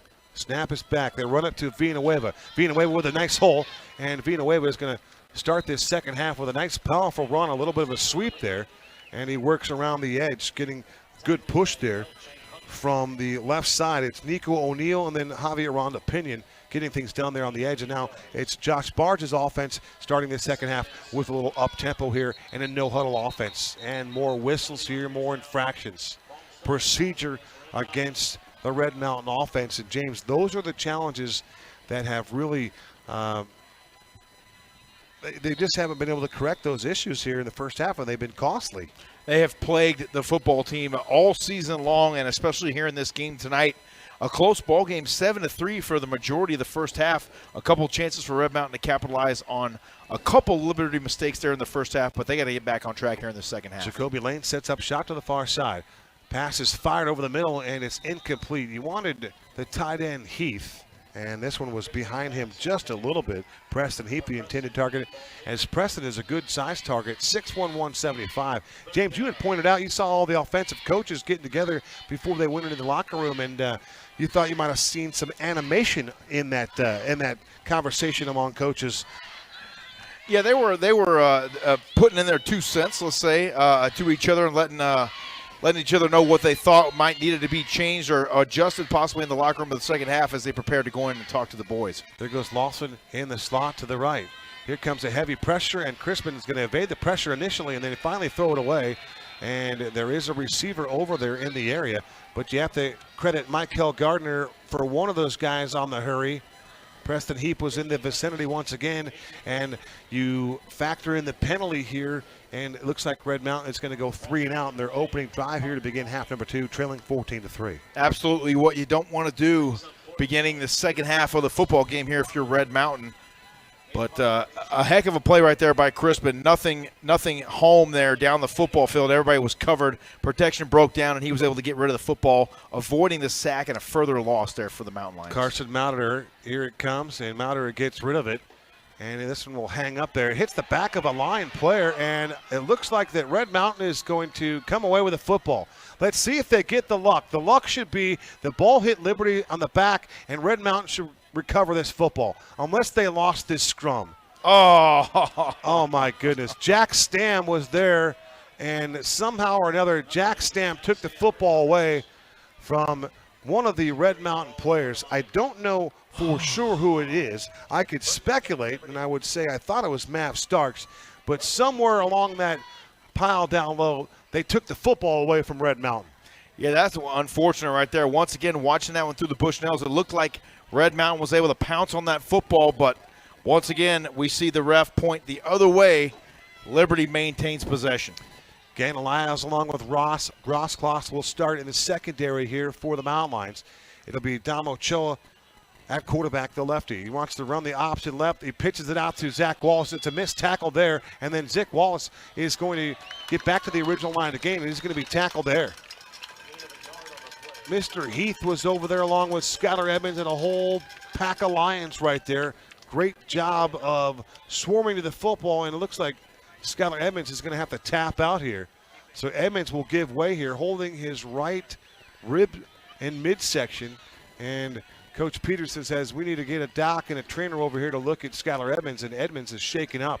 He took a shot on that last play. Ochoa back to throw. Dumped out in the flat. This one's incomplete. Kyle Enders is going to have to dial up some blitzes, and he did just that. The only way that they can get some pressure on the left-handed quarterback, Dom Ochoa. Ochoa, we mentioned the 560 yards passing before tonight's game, 8 touchdowns, no picks. He, too, been able to take care of the football, much like Carter Crispin has. Ball security, a definite premium for Dom Ochoa and the Liberty Lions football team. Now a big third down right here for this Red Mountain defense. Ochoa has also contributed with 138 yards rushing and does have one rushing touchdown tonight. Empty set for Ochoa. Looks to the near side. Deep ball near side, and the ball is overthrown. That ball was headed for Guevara, and nice coverage provided there by Ross Grosskloss out of that safety position. He's doing an outstanding job. Great job there as well by number 40, Tanner DeMassa, bearing down and forcing that errant pass. The quarterback, Dom Ochoa, not able to set his feet there and deliver a strike with that football. It's a punting situation here, and when we come back, we'll get an update on Jaden Hurst here. It'll be Cooper Beecher back deep here. Snap is back, the punt is away, and it'll be a line drive kick for Beecher. He fumbled initially, picks it up, and he's going to fall down on the 5-yard line. So Red Mountain will have the football. They've got 95 yards to go to reach Pater. They'll have a fresh set of downs. And perhaps they're going to set the ball down on the 6-yard line. We'll take a quick break, and when we come back, updated injury news on Jaden, the J-Man, Jaden Hurst, right after this. You're watching Red Mountain Football on Red Mountain Football Broadcast Network.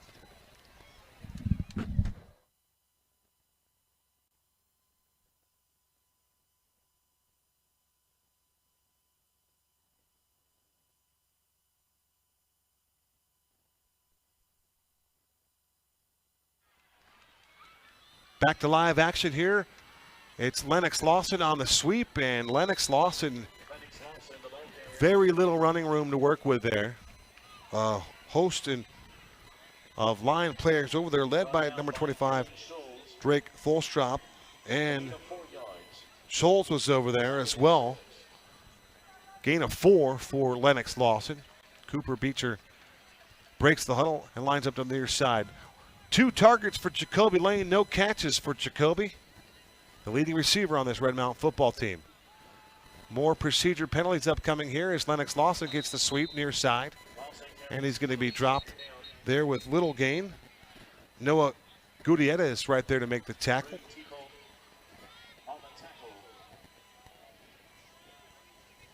Also contributing defensively, there was Rune Teepolt. Teepolt wears 44. He's a junior linebacker. Rune is spelled R-U-N-E, Rune Teepolt. One of the better names in high school football out here. One of the sad parts tonight, Kevin, about the way this game is being officiated, it's killing the pace, especially offensively for this Red Mountain football team. But Captain Obvious right there. Clearly, good stuff right there. But I agree wholeheartedly. We got word that Jaden Hurst is alert, and he is comfortable right now, but they're awaiting x-rays and official results. So all we know about Jaden Hurst now is that he's resting comfortably and that he's okay. No prognosis on his injury or any kind of a return, anything like that. So he's clearly out for the remainder of this game here. Run a little delay, inside handoff to Josiah Villanueva with a Typhoon unable to get loose here.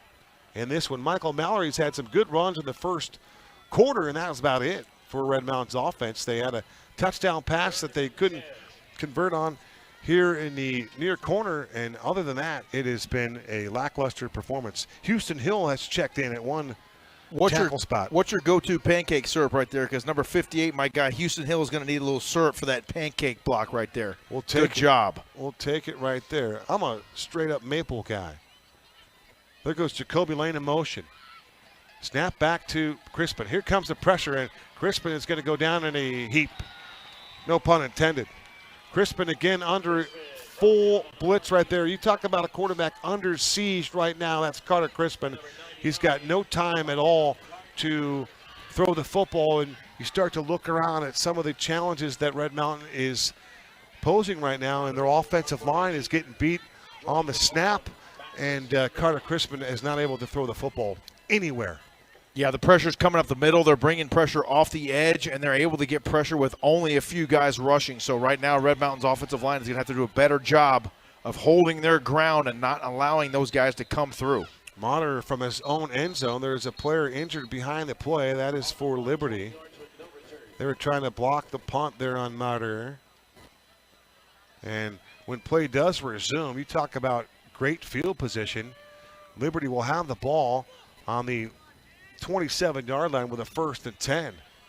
So it has been a challenging game here in Peoria.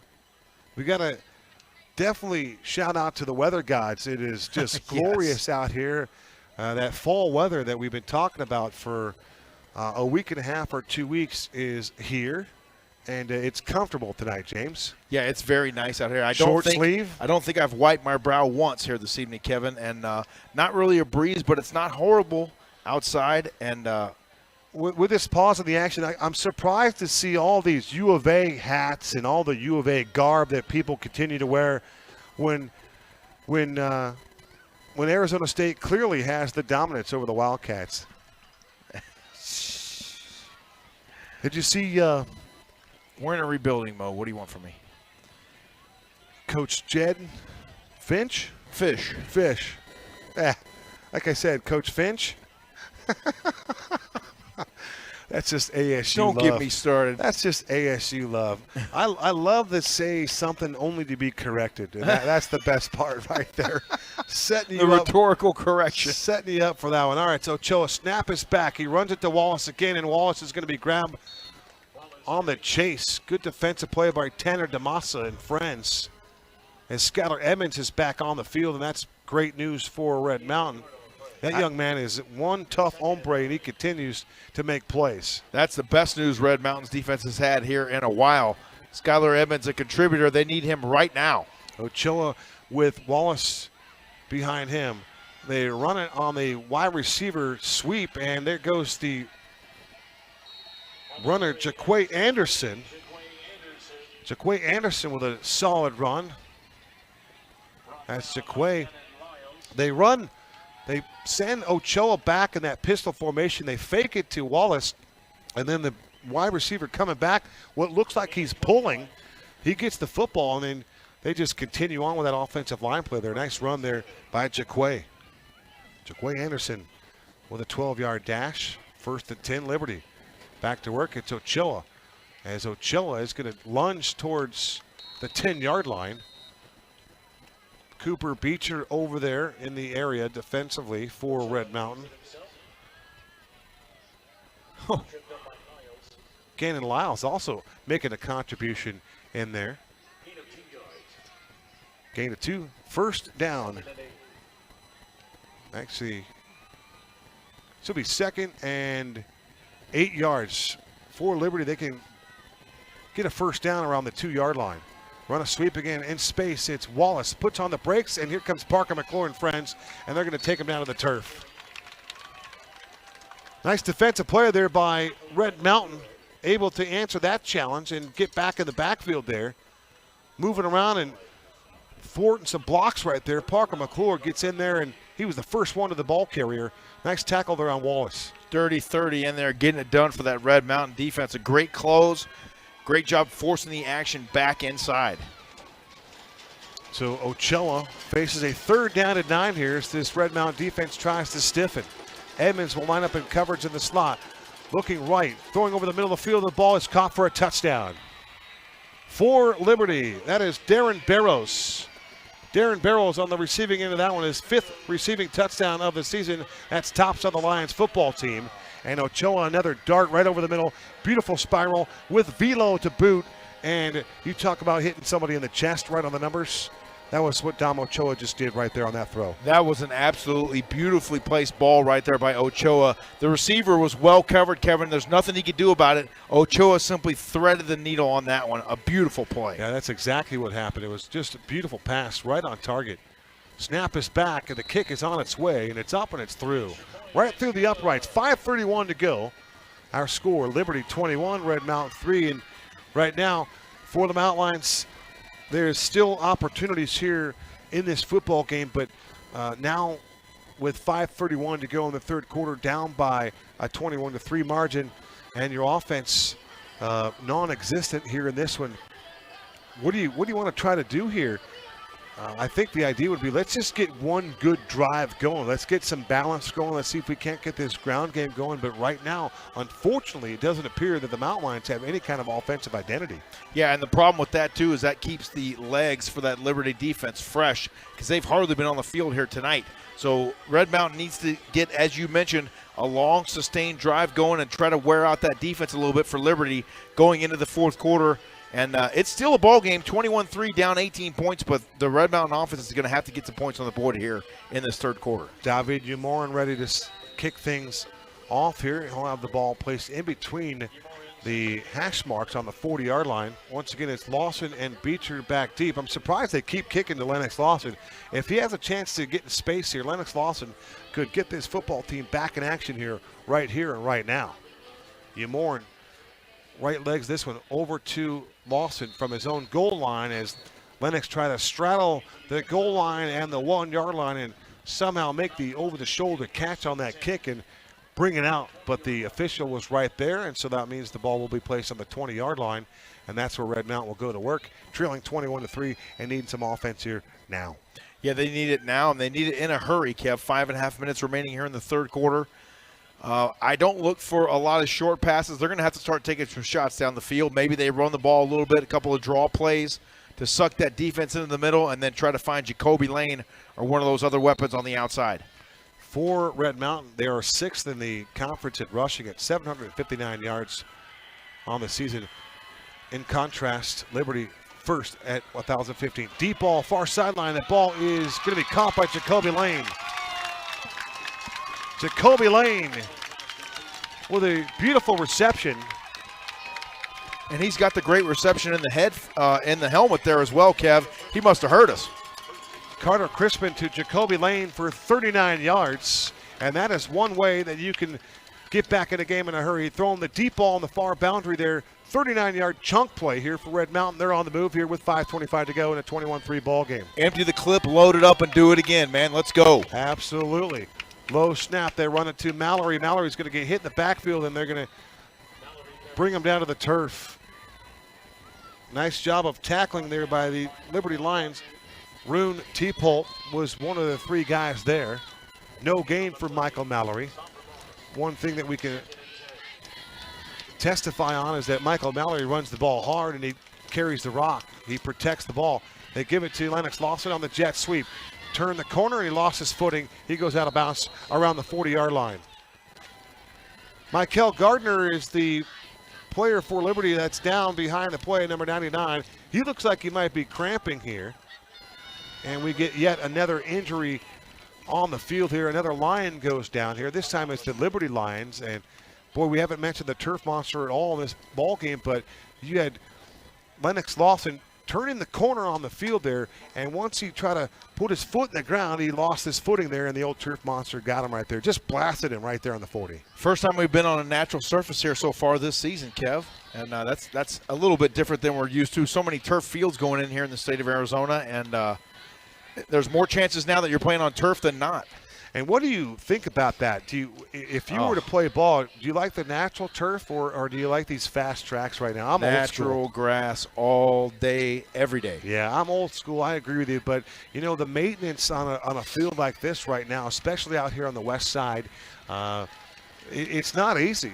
And there are, because of the treacherous terrain that we have here in the Southwest and the new construction, new projects, you always run into challenges with our soil here, whether it's good soil, bad soil, rough soil, a lot of brick, a lot of mortar in the soil, tons of rocks, whatever it is. But they have issues with the irrigation and the irrigation system here on this field from time to time. Crispin back to throw. Far side, the ball is going to be caught and then making a man miss on the far sideline is number 13, L3, Lennox Lawson. A reception for Lennox, and that was a chain-moving reception for Lennox Lawson. What a play right there. He got down on one hand, ducked underneath the defender, and then got back up and carried the ball for about 5 more yards. What a play right there for L3. He might get this football team back into the ball game right here. Gain of 10, first and 10 for the Lions, 29-yard line. 21-3 our score. Liberty has the lead. Red Mountain has the football. Mallory is flanked to the right of Carter Crispin. 2 wide receivers to the right side. They run it to Mallory again inside this time, and Mallory with some positive yardage.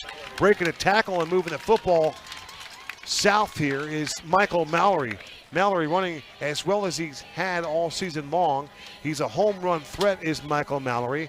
Has an 85-yard run to his ledger, but running in between the tackles is not something that you see a lot from Michael Mallory, but he's answering the challenge and delivering here tonight. Great north-south power right there for Michael Mallory. Once again, 5'6", 140. Gain of 6 on that power run from the 23-yard line of Liberty. They're showing blitz. They jump offside. Crispin should have snapped the football. Clap of the hands. Play fake. No, they're going to run it to Mallory again, and this time Liberty's waiting for it. You wonder about that particular call. Right back to where the defense came from. Sawyer Scheifelbein making the tackle right there for Sawyer. A defensive lineman, a senior. Love that name, Sawyer. S-A-W-Y-E-R. Scheffelbein. That's a TFL for Sawyer. 3:02 to go in quarter number 3. 3rd and 5 from the 24-yard line. Lane to the right side. Crispin's going to roll that way. He goes for Jacoby, and the ball is overthrown. Jacoby broke his route off, and there wasn't anybody in the vicinity. However, Preston Heap continued to streak on towards the boundary there, but Carter Crispin threw that ball towards the end zone. So a little miscommunication here for the Mountain Lions on this particular series here. And it's now 4th and 4 here. You've got to go for it if you're Josh Barge or Mike Peterson, any way you look at it. Absolutely. 4-down territory here, being down 21-3. Tried to get that ball to Preston Heap that time, but he was well covered. Lane to the far side. Cooper Turley to the near side. Lennox Lawson lines up in the slot to the left. There goes Jacoby Lane in motion. Back to throw for Crispin. Quick release. The ball is caught for the first down. We'll see about the spot. Nice job by Cooper Turley as he had to wrestle the football away as Cooper Turley comes up a little bit lame here. For Carter Crispin, some pressure coming from the backside. A nice spin of the football. Threw it right to the hands of Cooper Turley, and Turley did a nice job of literally holding on to that football and wrestling it away from the defender and then getting his body in position to help hopefully move the chains here, James. But what a catch by Cooper Turley. You talk about some hand work and some hand combat right there. Cooper Turley just did everything right there. That was a full-grown man reception right there, Kev. He knew he was going to take the contact as soon as he hauled that one in. He did so, was able to turn his body up the field and get what looks to be a nice gain on the play. We'll hope that it's just a cramp there for Turley as we take a look at him still down on the football field over there. Coach Pete checking on him as well. Defense is always the toast of the town in many cases. If you got a championship defense, you have a chance to win football games. And Liberty, they score 45.3 points a ball game. Red Mountain's offense just under 40 points a ball game through 4 games, and you see the difference of the opposition here tonight. You get Liberty, and they're as stingy as ever on defense. Right now, Red Mountain has 3 points with almost 3/4 of the game gone by. From the 18-yard line now, great play by Cooper Turley. 1st and 10 from the 18. Play fake for Crispin. Going for Jacoby Lane, and it's a jump ball, and Jacoby Lane's there to make the catch for the touchdown. Carter Crispin to Jacoby Lane, 18-yard scoring play, and Red Mountain gets their first touchdown of the night on that strike from Carter Crispin. Beautiful ball there by Crispin, and the adjustment on the football once again by 5. Jacoby Lane, Inspector Gadget making a whale of a play. He almost looks like he's in slow motion right there. Yes, sir, may I have another? I want to see some more of that here from this Red Mountain offense during the last 2.5 minutes of this third and into the fourth quarter. Get back in this football game. We've got the weapons. Jacoby Lane went up and high-pointed that football. What a thing of beauty. Lane's 6th receiving touchdown of the season. That's touchdown pass number 11 for Carter Crispin. And the 1-point try is good for Mr. Kai Evans. 2:33 to go now in this third quarter. It's Liberty 21, Red Mountain 10.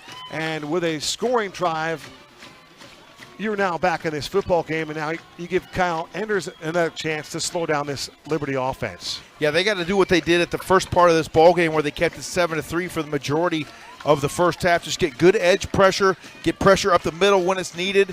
Don't fall for any of that trickery behind the line of scrimmage. Let them do all their motion. You read your keys, you stay home, and you be sure tacklers. 2:33 to go on this one. Carter Crispin still no interceptions on the season. And you talk about climbing the ladder to make a play. Jacoby Lane, he can do it as well as anybody. Absolutely. I can't wait to watch that one back. You know, you're watching that through the binoculars, and the guy just looks like he's in slow motion. Goes up. It was perfect timing. The ball was right in there from Crispin, and Jacoby Lane just ran up and did the rest. So here comes Mr. Evans, and back deep for Liberty. They got him strewn across the 5-yard line. They fake the return this time, and here comes Jaquay Anderson to the far boundary, to the 40, and he'll be stopped around the 40-yard line. Making a special teams tackle for Red Mountain was number 84, Gunnar Moore.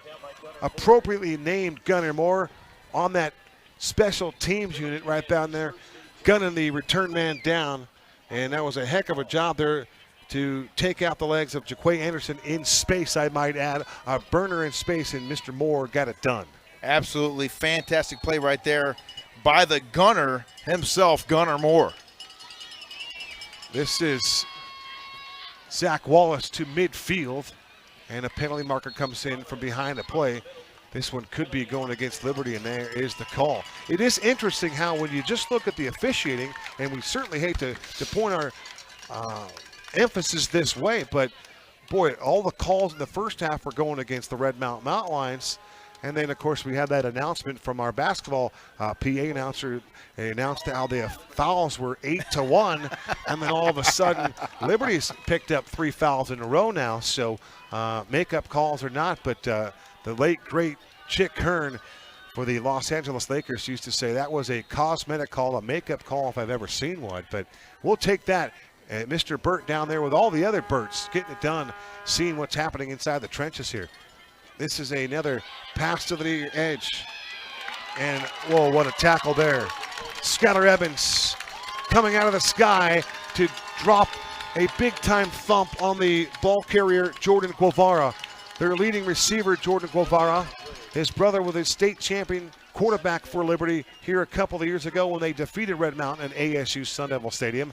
And this time, it was Skylar Evans with the thump on Guevara. What a play there by Skylar Evans. Another TFL for 2-7. Ochoa on 2nd and 20 from his own 30. Dumps it off to Wallace. Wallace makes a nice catch, makes a move, and then he's got nowhere to go because Skylar Evans comes up to make another open field tackle. Skylar Evans with back-to-back plays here for Red Mountain. It's got this Mountain Lion defense fired up here as some of the fan base here on our side of the stadium are starting to feel it now just a little bit here. Rise up, Red Sea. Let's go. Skylar Evans with 2 fantastic plays there back-to-back. A big 3rd and long here for the defense.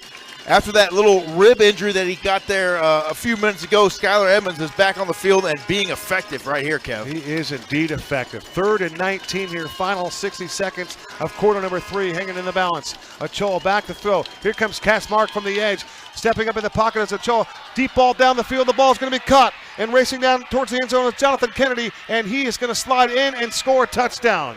A back-breaking play for the Liberty Lions up against the Red Mountain Lions. This one goes for 81 yards. Dom Ochoa over the top to a wide open Jonathan Kennedy, makes the catch, tiptoes the sidelines, and then skips inside the pylon for a touchdown. It's now 27-10 with 40.4 seconds to go, and that was a backbreaker. Absolutely. That was tough to watch right there. Grossclaw did his best job of trying to take the perfect pursuit angle on that and force him out of bounds there just before the goal line, but just too much speed there for Liberty, and they put it in the end zone. The point after try by Ethan Vandervoorde is good. 40.4 ticks remain in quarter number 3. Our new score, Liberty 28, Red Mountain 10, and James just trying to sum it up best right there. It's all about the angle. It's about the pursuit of that angle, and this time you have to credit Ochoa for the poise in the pocket to step up in the pocket, deliver a deep ball, a strike in stride down the left sideline. That was a pretty ball once again. And sometimes you just have to tip your cap to the opposition. They made a better play. They did indeed. And the pressure was coming that time from the Red Mountain defense, but Ochoa just stood there tall in the pocket and delivered a beautiful ball through the Arizona night sky right to his wide receiver, and then it was just a foot race. Red Mountain entering play here in Peoria, the home of the Lions, at 4-0. Liberty 3-1 after their 41-21 defeat last week. Red Mountain clobbered Westwood last week, and just the level of competition hasn't been the same. This is end over end. This is going to be Lennox Lawson from his own 5. Lennox with space. Lennox to the 20-yard line, outside the 20, and he got hit pretty hard right there. Boy, these guys are popping one another down on the field. Ashton Norris making the special teams tackle for the Liberty Lions. It's an all-line party here tonight on Friday night, and we're still trying to get a score here. We're trying to get that score between Williamsfield and Queen Creek. We'll see if we can't figure that out, Kev. Put the staff to work here out in Peoria. So Carter Crispin back on the field. The last time Red Mountain had possession of the football, they scored a touchdown pass, a 13-yarder to Jacoby Lane. Point after try by Evans was good, and now there's a play fake. This is Lennox Lawson. Lennox Lawson's going to be grabbed around the 30-yard line there. That is Lennox's patented move. Once he gets near the defense, he's always trying to sidestep him and slide him along and get past him and use that footwork and that speed to get past those guys. Final 10 seconds of quarter number 3 in a 28-10 ball game. Red Mountain needs to get this play off here. 3 seconds to go, and they're not going to be able to do it, and they couldn't get the play off. Well, maybe they did get the play off, and if they did, that's just unfortunate because Josiah Villanueva got steamrolled in the backfield. Michael Gardner was one of those guys back there, along with Jack Stam, 2 of their better defensive players, meeting Villanueva in the backfield, and that is how quarter number 3 comes to a close. 3 quarters in the books here out in Peoria from the home of the Liberty Lions. It's the Liberty Lions 28, the Red Mountain Lions 10. Fourth quarter coming up next. You're watching Red Mountain Football on Red Mountain TV on the Red Mountain Football Broadcast Network.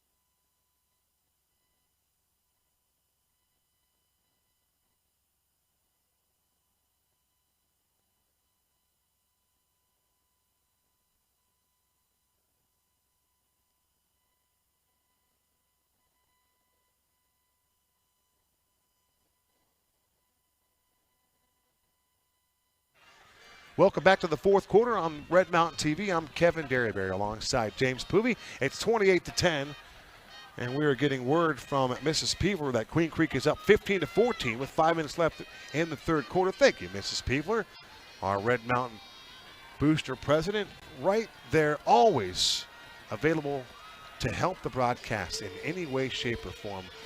And how about that double fives, Aiden Peevler, the anchor of the O-line last year, an all-region performer, Aiden Peevler.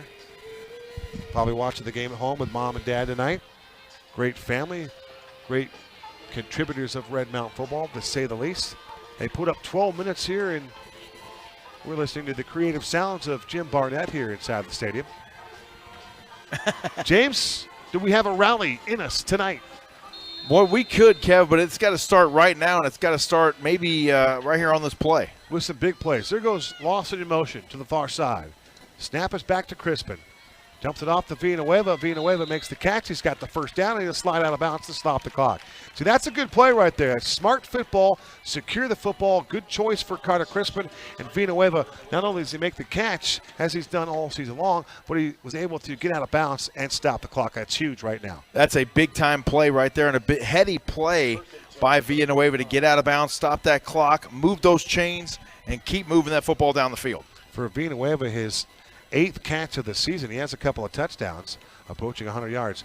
They run it again on a sweep to Michael Mallory. Finds an opening. Here goes Michael Mallory at midfield, and he's going to get tackled as he approaches the 50-yard line. But another great run by Michael Mallory, as Mallory was running laterally right towards us, put on the brakes, started right up the field on the hash marks, and then was weaving his way in space before he got tackled pretty hard there by Liberty. And maybe that's just that's the nature of Michael Mallory. With his weight, stature, it always looks like he gets clobbered, but he gets right back up and ready to take more contact on. Absolutely. A great cutback right there by Mallory. That running game now is going to open up a shot down the field here coming up. Gain of 12. Low snap for Crispin. Here comes a blitz on the outside. He escapes the pressure and then runs right into Michael Gardner, and this time he can't get away from number 99. Michael Gardner with a big-time play. 6'2", 285. His second sack of the season. He has 27 tackles before the game started tonight. That was good for 41st in the 6A conference. But Michael Gardner, what a play right there for number 99. He was right in the face of Crispin. As soon as he thought he was out of trouble, boom, here's big red 99 right in your mug. Well, he had an initial blitzer, then he was able to dodge that bullet, step inside the pocket of him, and Michael Gardner was right there waiting for him. Loss of 5, second and 15. They run a shovel pass to Heap, and now it's going to be Crispin on the quarterback scramble. They were trying to pitch the ball to Preston Heap on the shovel pass in the middle of the field, and the Lions defense doing a great job staying at home, and then they put a pretty good tackle on Carter Crispin. Laying the lumber right there was Keaton Stam, the other Stam, the sophomore Stam. Of course, Jackson about 5 tackles away from 300 in his career. Number 8 had a whale of a season and a whale of a career. JB firing off the lion roars here inside the stadium. How about it? Possession play here for the Mountain Lions. 3rd and 13. Low snap at the ankles for Crispin. Fires over the middle of the field. The ball's caught by Preston Heap at the 40-yard line. That'll be super close to the line to gain. I think he's got it with a good spot. With a favorable spot, Preston Heap's going to move the chains here with a great catch there on a good delivery of the football by Carter Crispin. Outstanding little sit route right there by 18 Preston Heap. He just literally sits down right there in the zone and waits for that football from Carter Crispin. A nice conversion there for the offense. Gain of 16 right over the middle. Carter Crispin to Preston Heap. 1st and 10 Mountain Lions from the Liberty 41-yard line, trailing 28-10. 9:29 to go. Time will become a factor here in just moments. They run it up the middle there. Again, it looks like Villanueva right there. Boy, Josiah just darn near slipped the tackle right there. Excellent tackle there by Keaton Stam. He darn near slipped that one as Villanueva, but he continues to run hard. Gain of 4, 2nd and 6 from the Lions' 37-yard line. Villanueva remains in. He's got Lennox Lawson in the slot to the left. There goes Jacoby Lane working a route in the middle of the field. A double move. There's Jacoby again. He makes the catch. Oh, what a pretty route by Jacoby Lane. Even better throw by Carter Crispin as Jacoby Lane snags onto that one and runs out of bounds. Another first down. Chain moving catch for Jacoby Lane. A great catch by Lane, but an even better delivery of the football by Carter Crispin.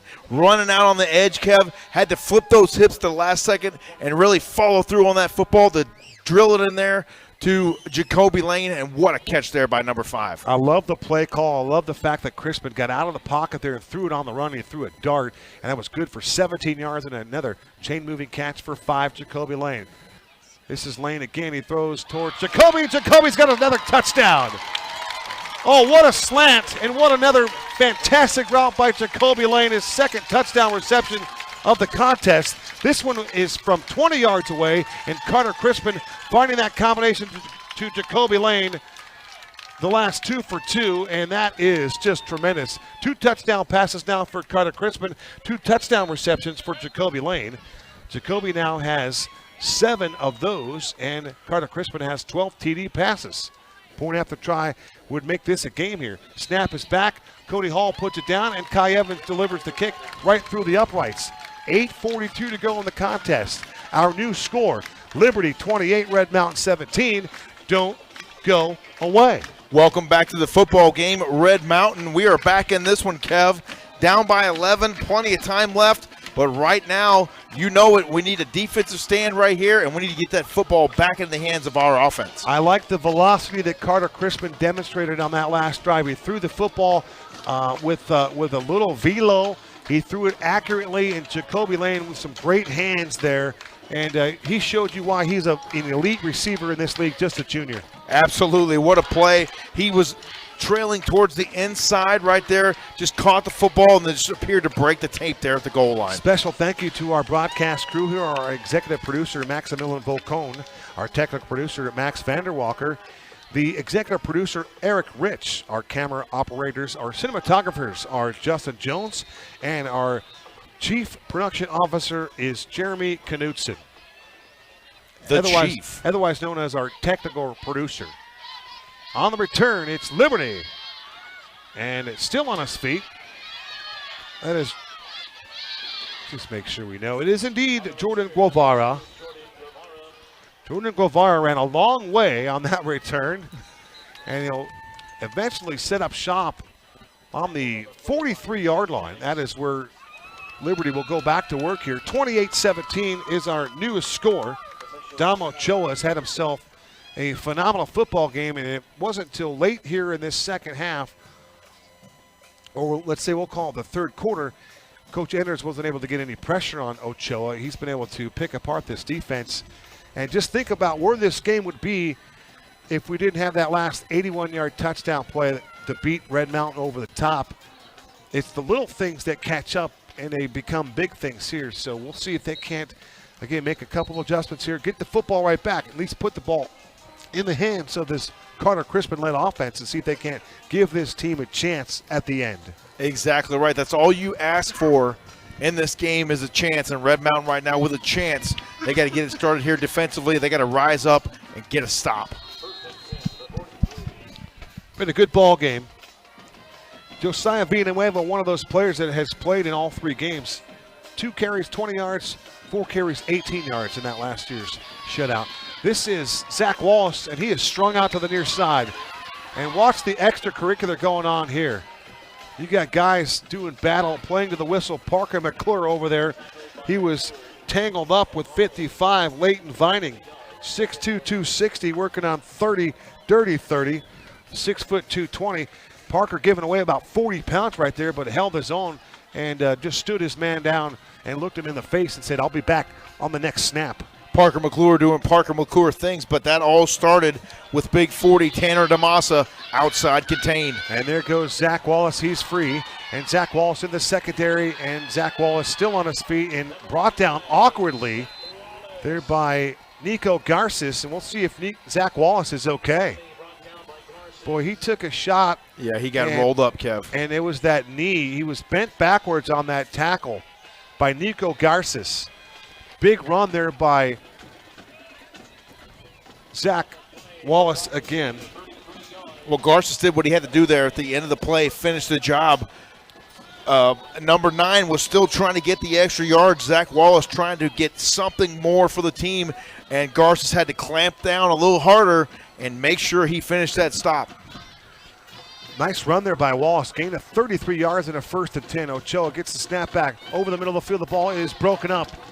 Oh, that's a tough break. Oh, there is no way there's pass interference on that from me to you, James. Skylar Edmonds with a PBU.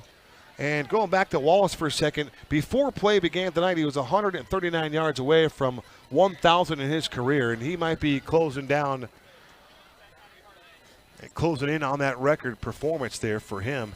But on that last particular play, from me to you, there was no infraction. In fact, the ball was tipped, so any kind of foul should be picked up. And if they stick this on Red Mountain, they're getting hosed. Clearly, they're getting hosed here. They're saying pass interference on Red Mountain. The ball was tipped by Skylar Edmonds. There should be no infraction at all. And that's just too bad. That's what we call getting jobbed right there, Kev. Yeah. That was great coverage there in the open field by Skylar Edmonds. Great defensive football, and unfortunately a penalty flag thrown. That was a drive-changing infraction there. Ochoa will keep it himself. There was holding there, no call. Ochoa to the edge, and he gets run out of bounds. Another defensive player for Red Mountain down on the field. It looked like Cass Mark was being held. Of course, there's no call there from the Burts.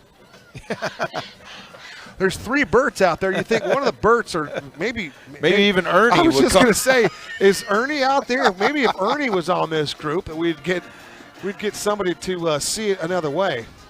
When we give you, we'll get the injured player. That's Cooper Beecher on the far side over there, Kev. Oh man. Yeah, that's not good.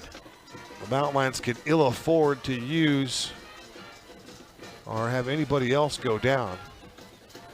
I don't want to throw sand at the officials, but that was a tough sequence there.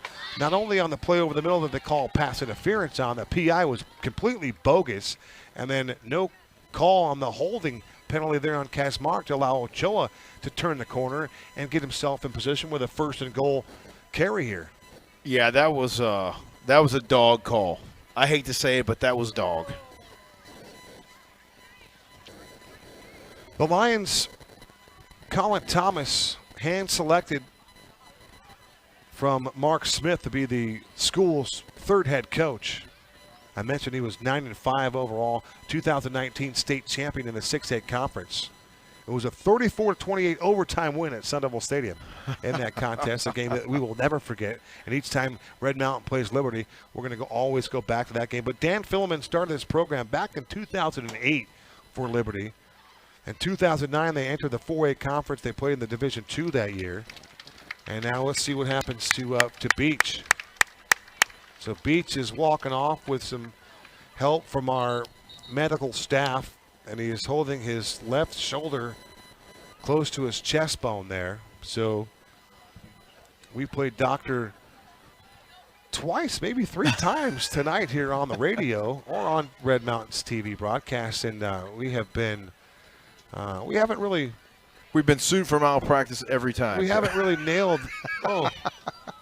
We haven't really been able to see all the medical records to make a proper medical assessment, to be perfectly honest with you. There's more information that we need. Sounds like a lot of HIPAA violations, my friend.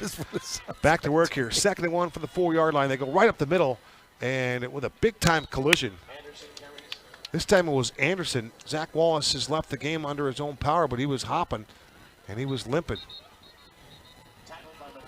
So Jaquay Anderson, the ball carrier here. We haven't seen Jaquay carry it and go right up the middle like that. He's been more of an edge runner. But now let's see here who comes back on here. A full slate of wide receivers for Ochoa. Joining the huddle here will be Jonathan Kennedy. He's got an 81-yard touchdown reception here in this ball game. It'll be 1st and goal to go from the 3-yard line for Dom Ochoa. He picked up his first rushing touchdown of the season, did number 5. That was the first scoring of the game. He's thrown a couple TD passes since then. Darren Barrows has 1 touchdown reception. And this will be the other quarterback. Navi Bruzon was going to take that snap. So they had Ochoa line up to the near side. The quarterback was split out by the numbers with number 7. Why is the official over there talking to the coach after a whistle? What's that all about? I'm not sure. 6:50 to go in this one. It's 28-17. And now the Lions want to take a timeout, and everybody's wondering what's going on over there.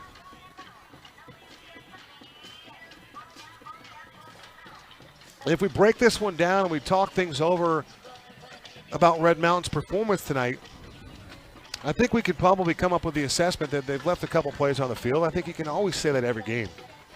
You always strive for perfection.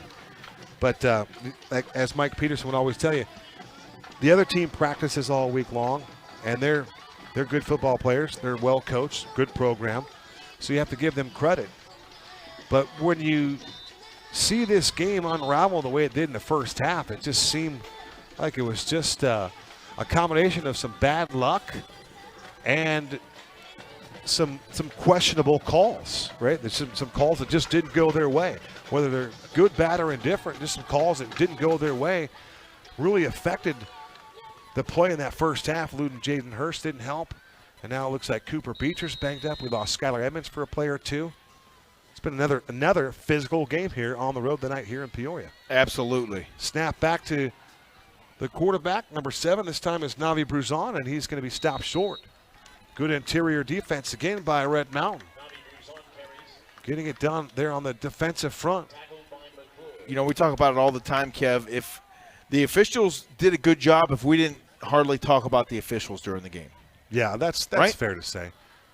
How about Parker McClure, dirty 30 down there, getting lower than the offensive line, working on that right side there. He had Ryan Wolfer, the right tackle over there. Low man wins. And the right guard is Braden Croto.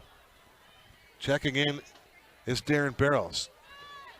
This would be Ochoa on the keep, and Ochoa's going to fight for the goal line, and it's going to be held out. Tanner DeMassa kept Dom Ochoa out of the end zone. So for now, a game-saving defensive play there by the Red Mountain Lions. We need to stop right here now.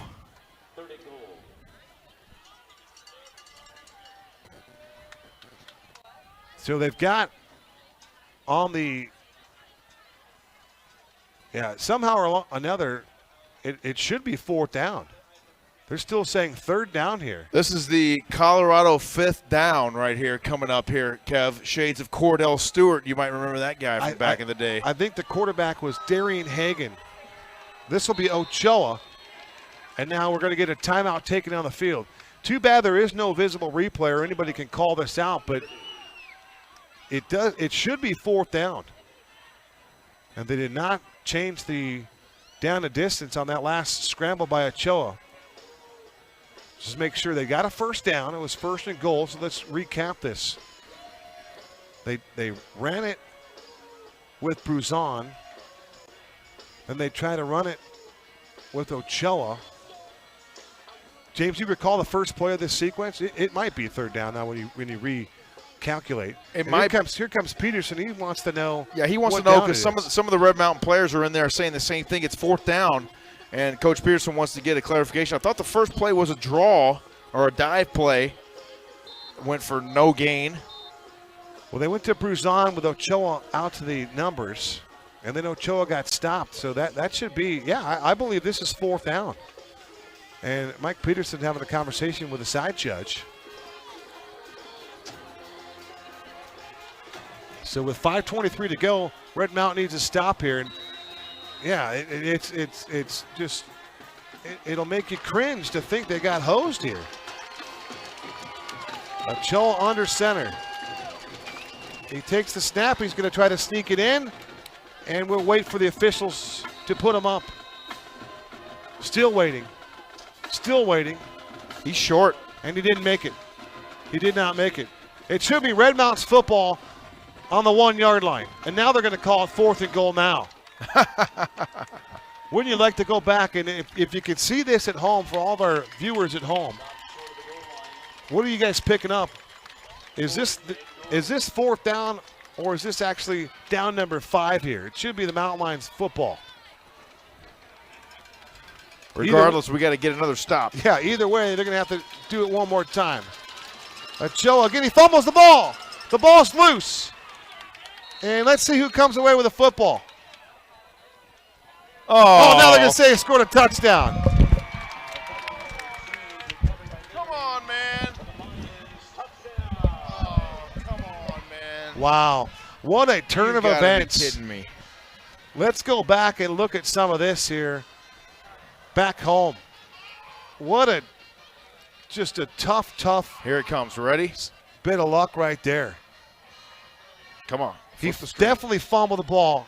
That means he would have had to recover the football and then break the point of the goal line in one swoop with his legs and knees on the ground. I disagree. Snap back, kick on its way. It's end over end, and it's right through for the point after try. 4:37 to go in this hosiery. It's now 35-17 as the Mountain Lions take this one on the chin here on a 4th and goal. It's Dom Ochoa with his second rushing touchdown of the game and his second of the season. And somebody help us out there watching this game at home. Andrew, where are you at? What are you seeing at home? Because this is just tough. But I should pass along a score around Major League Baseball. It's necessary. It's necessary. Well, it is October 1st after all, right? Trey Turner of the Los Angeles Dodgers has just hit a grand slam to tie the game up at Chavez Ravine in Los Angeles. It's 5-5. We go to the 6th. Meanwhile, the Giants are shutting out the Padres 3-0, and it's about time to fire Jace Tingler right about now. No bitterness coming through the airwaves here, James. No Booby. extension like Torey Lovello got, huh? No. I'd like to see Torey Lovello manage the Padres next year, if you want my honest opinion. All right, here we go, 35-17. I am in disbelief here on the last turn of events. David Umorin back deep to Lennox. Looked like Lennox had his foot in the end zone. Lennox to the edge. Lennox down the sideline. Lennox tries to spin into open territory. He's going to get bumped off the play near the 40-yard line, and here come 2 more flags. All kinds of chicanery here in this one. David Umorin was the place kicker. And let's see how this one is evaluated from an officiating standpoint. Does the hosiery continue, or does Red Mountain get a makeup 15 right here? And here's the deal. If it's a makeup 15, it's a little bit too late. Thank you very much. Well, you need a makeup 60 is what we need. Well, but what they needed was to get the call right with the ball on the goal line. That's what they needed to get. And then they need to get the other call right on the goal line where we scored the touchdown earlier. But, let's not go there. I'm not bitter or anything, if you can't tell. Tough break. It is, man. It really is. 1st and 10 from their own 32-yard line for Carter Crispin, trailing 35-17. Well, James, they've got quick strike ability, so they're going to need Lennox Lawson, Josiah Villanueva, and Jacoby Lane. Maybe a Michael Mallory. Get those guys in space, and you can have another quick strike right here. 4:32 to go in this one. Play fake. They go over the middle field. The ball's going to be caught by Jacoby Lane, and then it's dropped by Jacoby Lane. That ball was thrown into what looked like quadruple coverage right there. And if Jacoby Lane catches the football, then perhaps the ball's at the 50, but he didn't catch the football. So 2nd and 10 from their own 32-yard line is Carter Crispin going back to work here. A couple of touchdown passes here tonight for Carter Crispin. He's got 12 in the season. Cooper Turley to the far side. He's got Lennox Lawson in the slot to left, right next to Preston Heap. Low snap on the rollout for Crispin. Throws on the run. The ball is too far for Lennox Lawson to make a play on. And Lennox is ridden out of bounds by Noah Gutierrez. So that'll bring up a 3rd down and 10. The sweet sounds of Jim Barnett in the background here at Liberty High School. He is the public address announcer for the Arizona Cardinals. And as a personal friend, he is also one of the best in the business in any capacity in any PA work. Certainly appreciate the professionalism, and I just enjoy hearing JB call any game with that voice, the sweet tones of Jim Barnett. Woody, they call him. Pressure for Crispin. He throws. The ball is caught by Preston Heap at the 48-yard line. Making the catch was Preston Heap. He's been targeted a couple times tonight. That's the 2nd catch of the game for Preston Heap.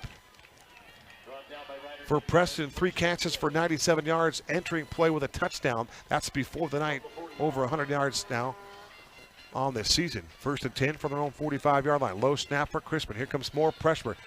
Crispin wants to throw it, and he does. The ball's caught on the far sideline. Cooper Turley comes back to make the catch. It'll be a yard, maybe a 2-yard gain there, but nice work for Cooper Turley.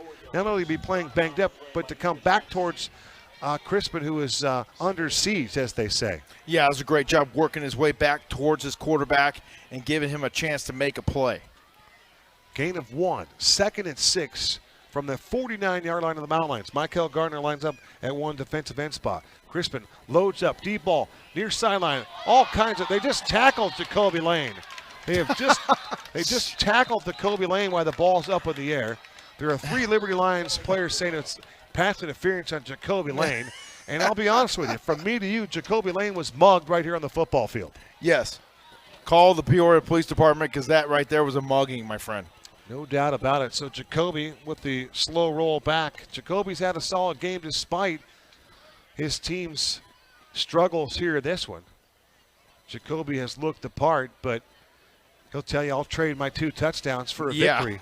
Exactly right. 35-17, 3:30 to go. Working left to right. And you got to hand it to Jacoby Lane, too, because he's gone up for a couple of those balls in some heavy traffic. Yes, he has. Some contested passes, as they say.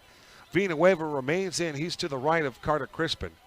Cooper Turley to the numbers, or just inside the numbers to the far side, with Lennox in the slot to the left.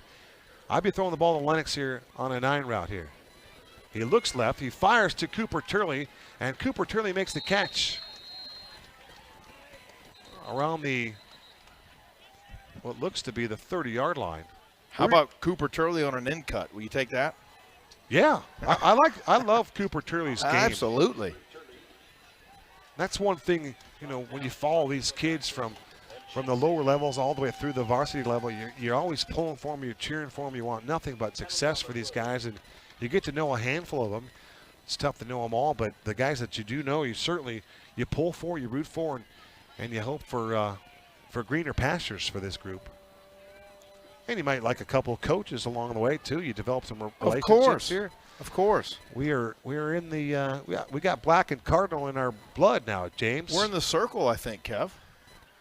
Well, maybe not in the circle. Yeah, I'm not sure about you. Speak for yourself, James. I'm on the outside looking in. No doubt about that. Well, if you're on the outside looking in, then what am I? You're probably out here with me. Looking. So, great call and great officiating by the Burts here. With these calls late, they're like, thank you, but no thank you. Where were you on the recovery of the football on the last sequence? That's what I need to do some digging on. And you know, some of our viewers at home, our global listening audience, they're probably all checked out right now. Crispin again running for his life, being chased by Gardner once again. Give him another pressure and another hurry as Gardner shakes his head like, I'm out here eating all night long. Intended target was Jacoby Lane, and this time Carter Crispin just ran out of gas on that throw.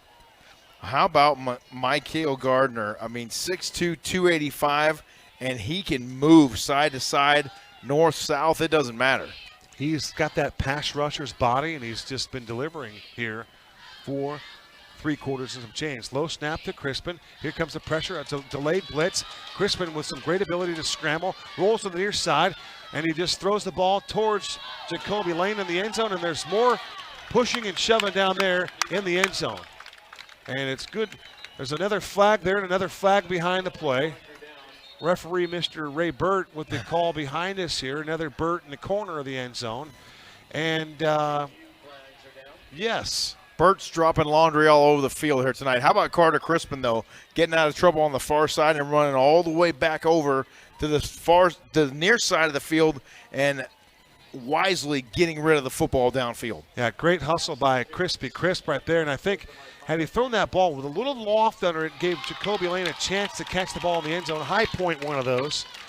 Maybe there's a chance. Instead, there was 4 or 5 red jerseys around there, and they pinballed the ball around again, and thankful for the penalty, as once again Jacoby Lane was absolutely tormented and harassed in the end zone there. So it'll be what should be a 1st and goal to go for Carter Crispin in the Red Mountain Lions. Working left to right here. 3:05 to go in the contest. It's 35-17 Liberty. Liberty has led this one all the way. It was 14-3 at the break. And it's now 35-17. Crispin with 2 touchdown passes here in the second half. Good crowd on hand here on both sides, and I'm impressed with the Mountain Line contingent here. They made a long trek about 50, 60 miles away, and actually more than that. Hey, welcome to our world, right? Yeah, yes, sir. Crispin out of the gun. Jump ball, Jacoby, and the ball is caught for the touchdown. Jacoby Lane in the back corner of the end zone. They put him up, give him 6 for number 5, Jacoby Lane. His 3rd touchdown reception of the night. Touchdown pass number 3 for Crispy Crisp. Nice job there by Crispin delivering that football where only one guy was going to catch it, and that guy, number 5, Jacoby Lane, barely toe-tapping his way for 6 points. Beautiful thrown ball by Crispin. Only Jacoby makes the catch on that back pylon throw, and Jacoby Lane with outstanding footwork to get the toes in and dot the I's for the 6. And now Red Mountain wants to go for 2. Everybody's ready to snap the football back, but there's no kicker and there's no quarterback. There's nobody back there. Oh, geez. And now we get a penalty here on a delay of game. What a great call by the Birds. Delay of game. We're having fun at the Birds' expense now.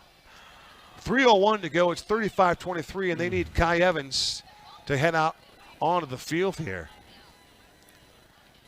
Big game for you tomorrow night, my friend, and surprise, you and Ed Cole. There is a big one. It's a Sooner Athletic Conference Challenge, number 14 team in the country. The Mike Nisbet-led Spirit from Ottawa, taking on Jeff Bowen and the Arizona Christian University Firestorm. Thanks for that little love right there, James. Of course, Ed and I will have all the action tomorrow night from Surprise Field. I will be tuned in and enjoying the call of you gentlemen. JP will have a cocktail and some popcorn ready to go tomorrow night. And that's how you want to watch it. Another whistle here. It is uncanny how these road games bring so many whistles to the table. Yes. It's almost like there's a conversation about the East. The East Mesa squads when they come out west, and I just wonder what all the infractions were. I'd love to have someone break a couple of those down, and if they show them to me and you say, hey, this is what your guy's doing, here's where it's at, they're going to have to show them to you. I'd love to see that, though. Yes. For 2 reasons. One, I want to get educated, so when we talk about the challenges or what we perceive to be challenges, we can understand more. 2-point conversion here from who knows what yard line. Crispin rolls on the near side once again, and he throws towards the back of the end zone, and the ball is incomplete. He had Cooper Turley that was the intended target. Now, there was a guy in front of Crispin on the goal line, and I think Carter could also run that one in. But that's just playing quarterback on television here from the sidelines. 35-23 after the 3rd touchdown pass of the night for Carter Crispin. 13 of those for the young man without any picks. I still like our quarterback, and I like his direction, and I like where he's going. This is a good football team here tonight, and they were dealt some adversity here this evening. Yes, I mean, this game has gone up, down. It's definitely been a roller coaster. There's been bad calls. There's been questionable calls. There's been outright horrible calls. There's been great plays. There's been horrible plays. Carter Crispin still playing well, as you mentioned, able to have poise in the pocket here, even late in the 4th quarter, making some heady plays late in the ballgame, which is a great sign for your quarterback. It is, and now you just think things through a little bit. Maybe you get an onside kick here, and you never know what can happen here. This is an eternity from what Bishop Gorman and Hamilton went through here not too long ago, and the ball is an onside kick there, and you got to figure that Colin Thomas saw that footage of Hamilton and Bishop Gorman, had his hands team out there at the 3:01 mark here. So 2:56 to go. It's 35-23. Red Mountain's defense has to stand tall one more time here. Speaking of Hamilton, they had a little field issue out there at Perry High School, had to move that game. I don't know if you heard that or not, the Perry-Hamilton game over to Arizona College Prep. Really? Last I saw, it was all Hamilton. Well, I'm sure it would. You know, one other thing that I have a little gripe with here is I don't want dads from Liberty High School being part of the chain gang here. I'm just not a fan of that. Get somebody, pay somebody, whatever you have to do, but keep it straight up. they forget to turn the downs over every now and then. Whether they get lazy, they forget, whatever the case may be. Again, we got job down here, and I've had enough. I've had an absolute enough of it. No dads on the chain gang, man. I'm with you. Get somebody else. There's got to be a line in the sand right there. You're absolutely right. That's the old warm body scenario, Kev. When you find, hey, listen, at 6:40, who can run these chains here? We got kickoff in 20 minutes. You know, when you look at Liberty, though, as a program, 13 straight postseason appearances. They started the program in 2009. They've been to the postseason all 13 years. That is tremendous when you think about Dan Filliman and Mark Smith and now Colin Thomas. Great defense this time.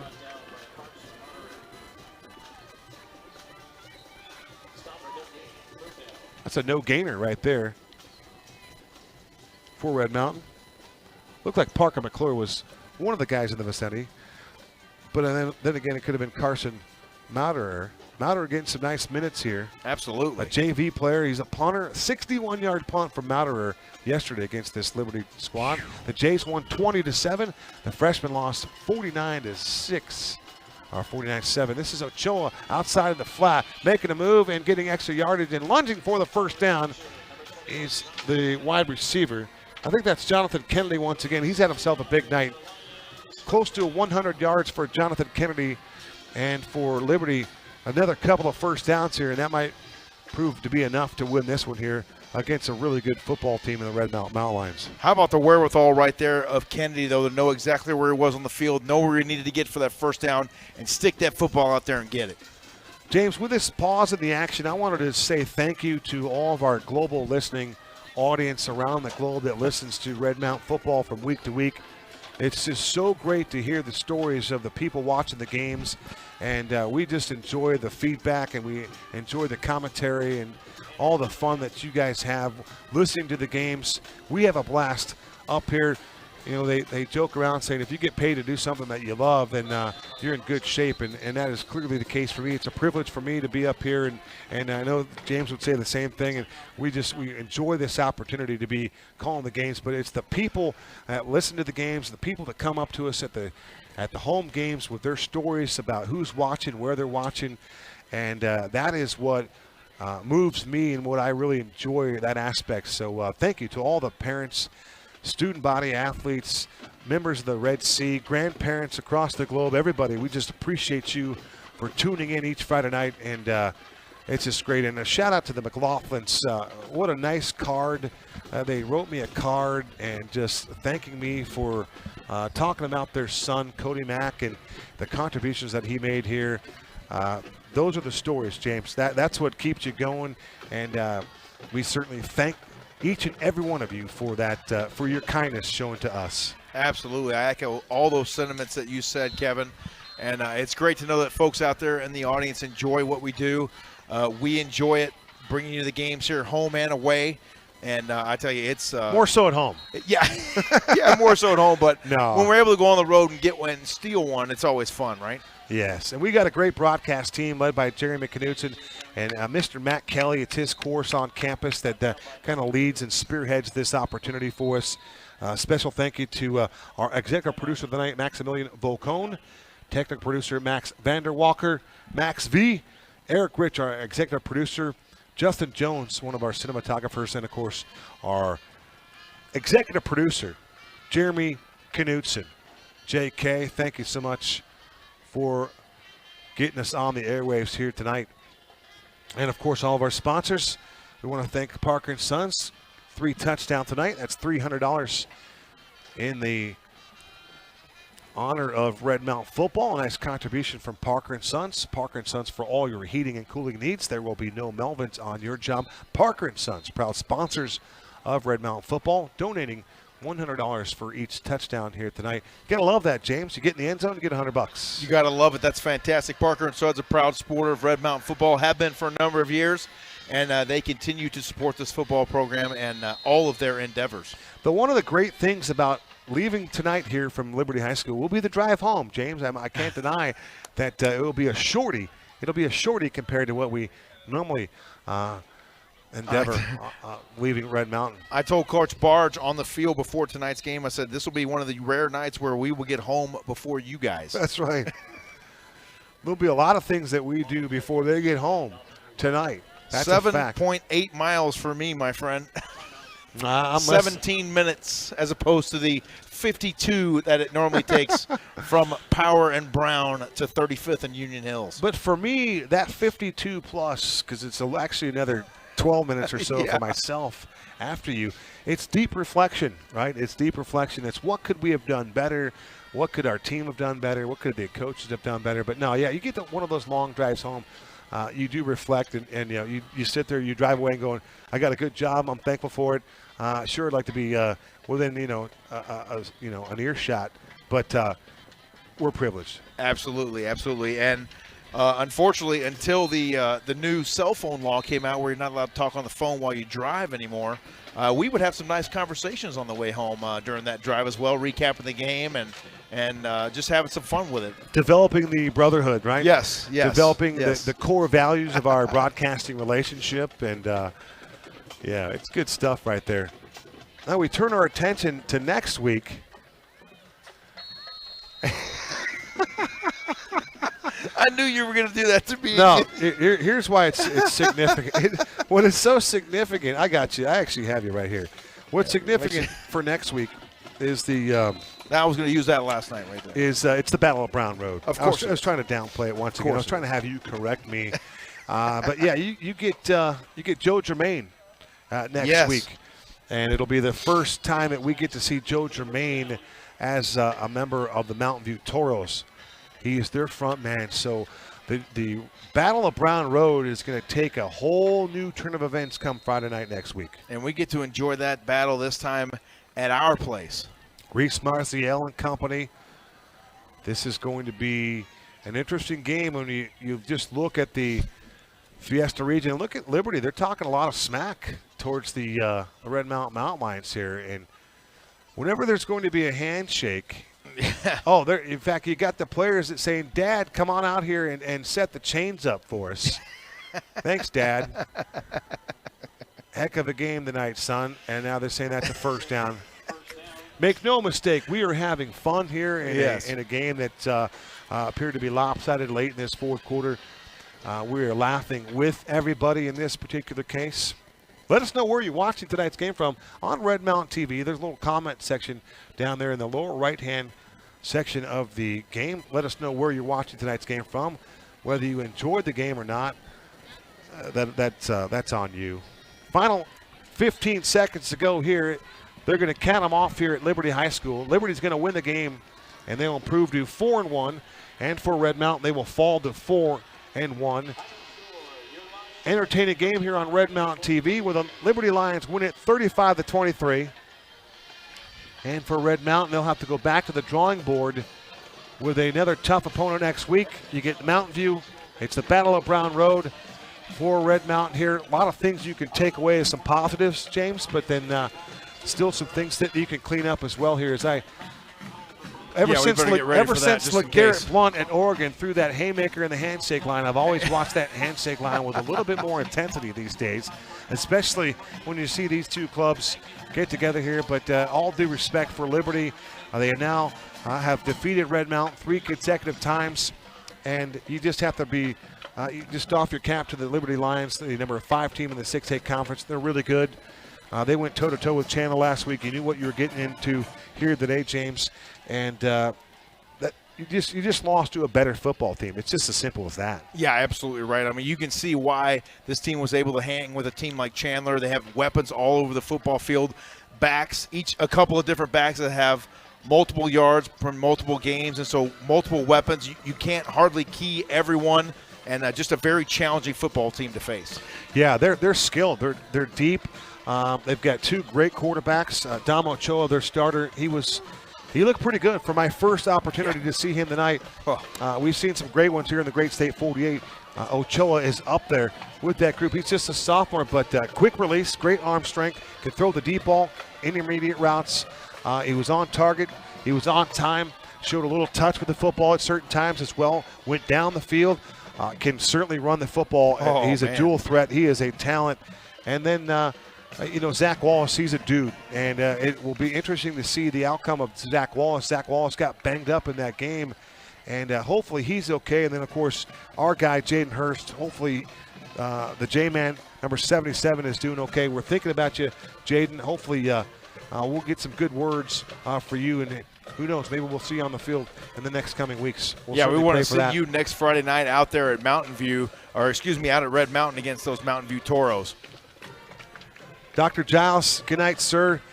And once again, for our entire broadcast crew, for everybody, we've mentioned you 2 or 3 times tonight. The list is no longer You're here. Maxwell, Volcone, all my guys, Mr. Vanderwalker, Jeremy Knutson, there they are. Eric Rich, Justin Jones, to a man. We appreciate each and every one of you. Thank you so much. For James Poovey, I'm Kevin Derryberry. Until next time, so long for now. Where the Mountain Lions take it on the chin, they lose it 35-23. We'll be on the air on Red Mountain TV next Friday night, 6:50. Red Mountain and Mountain View, the Battle of Brown Road. Don't miss it. See ya. So long for now.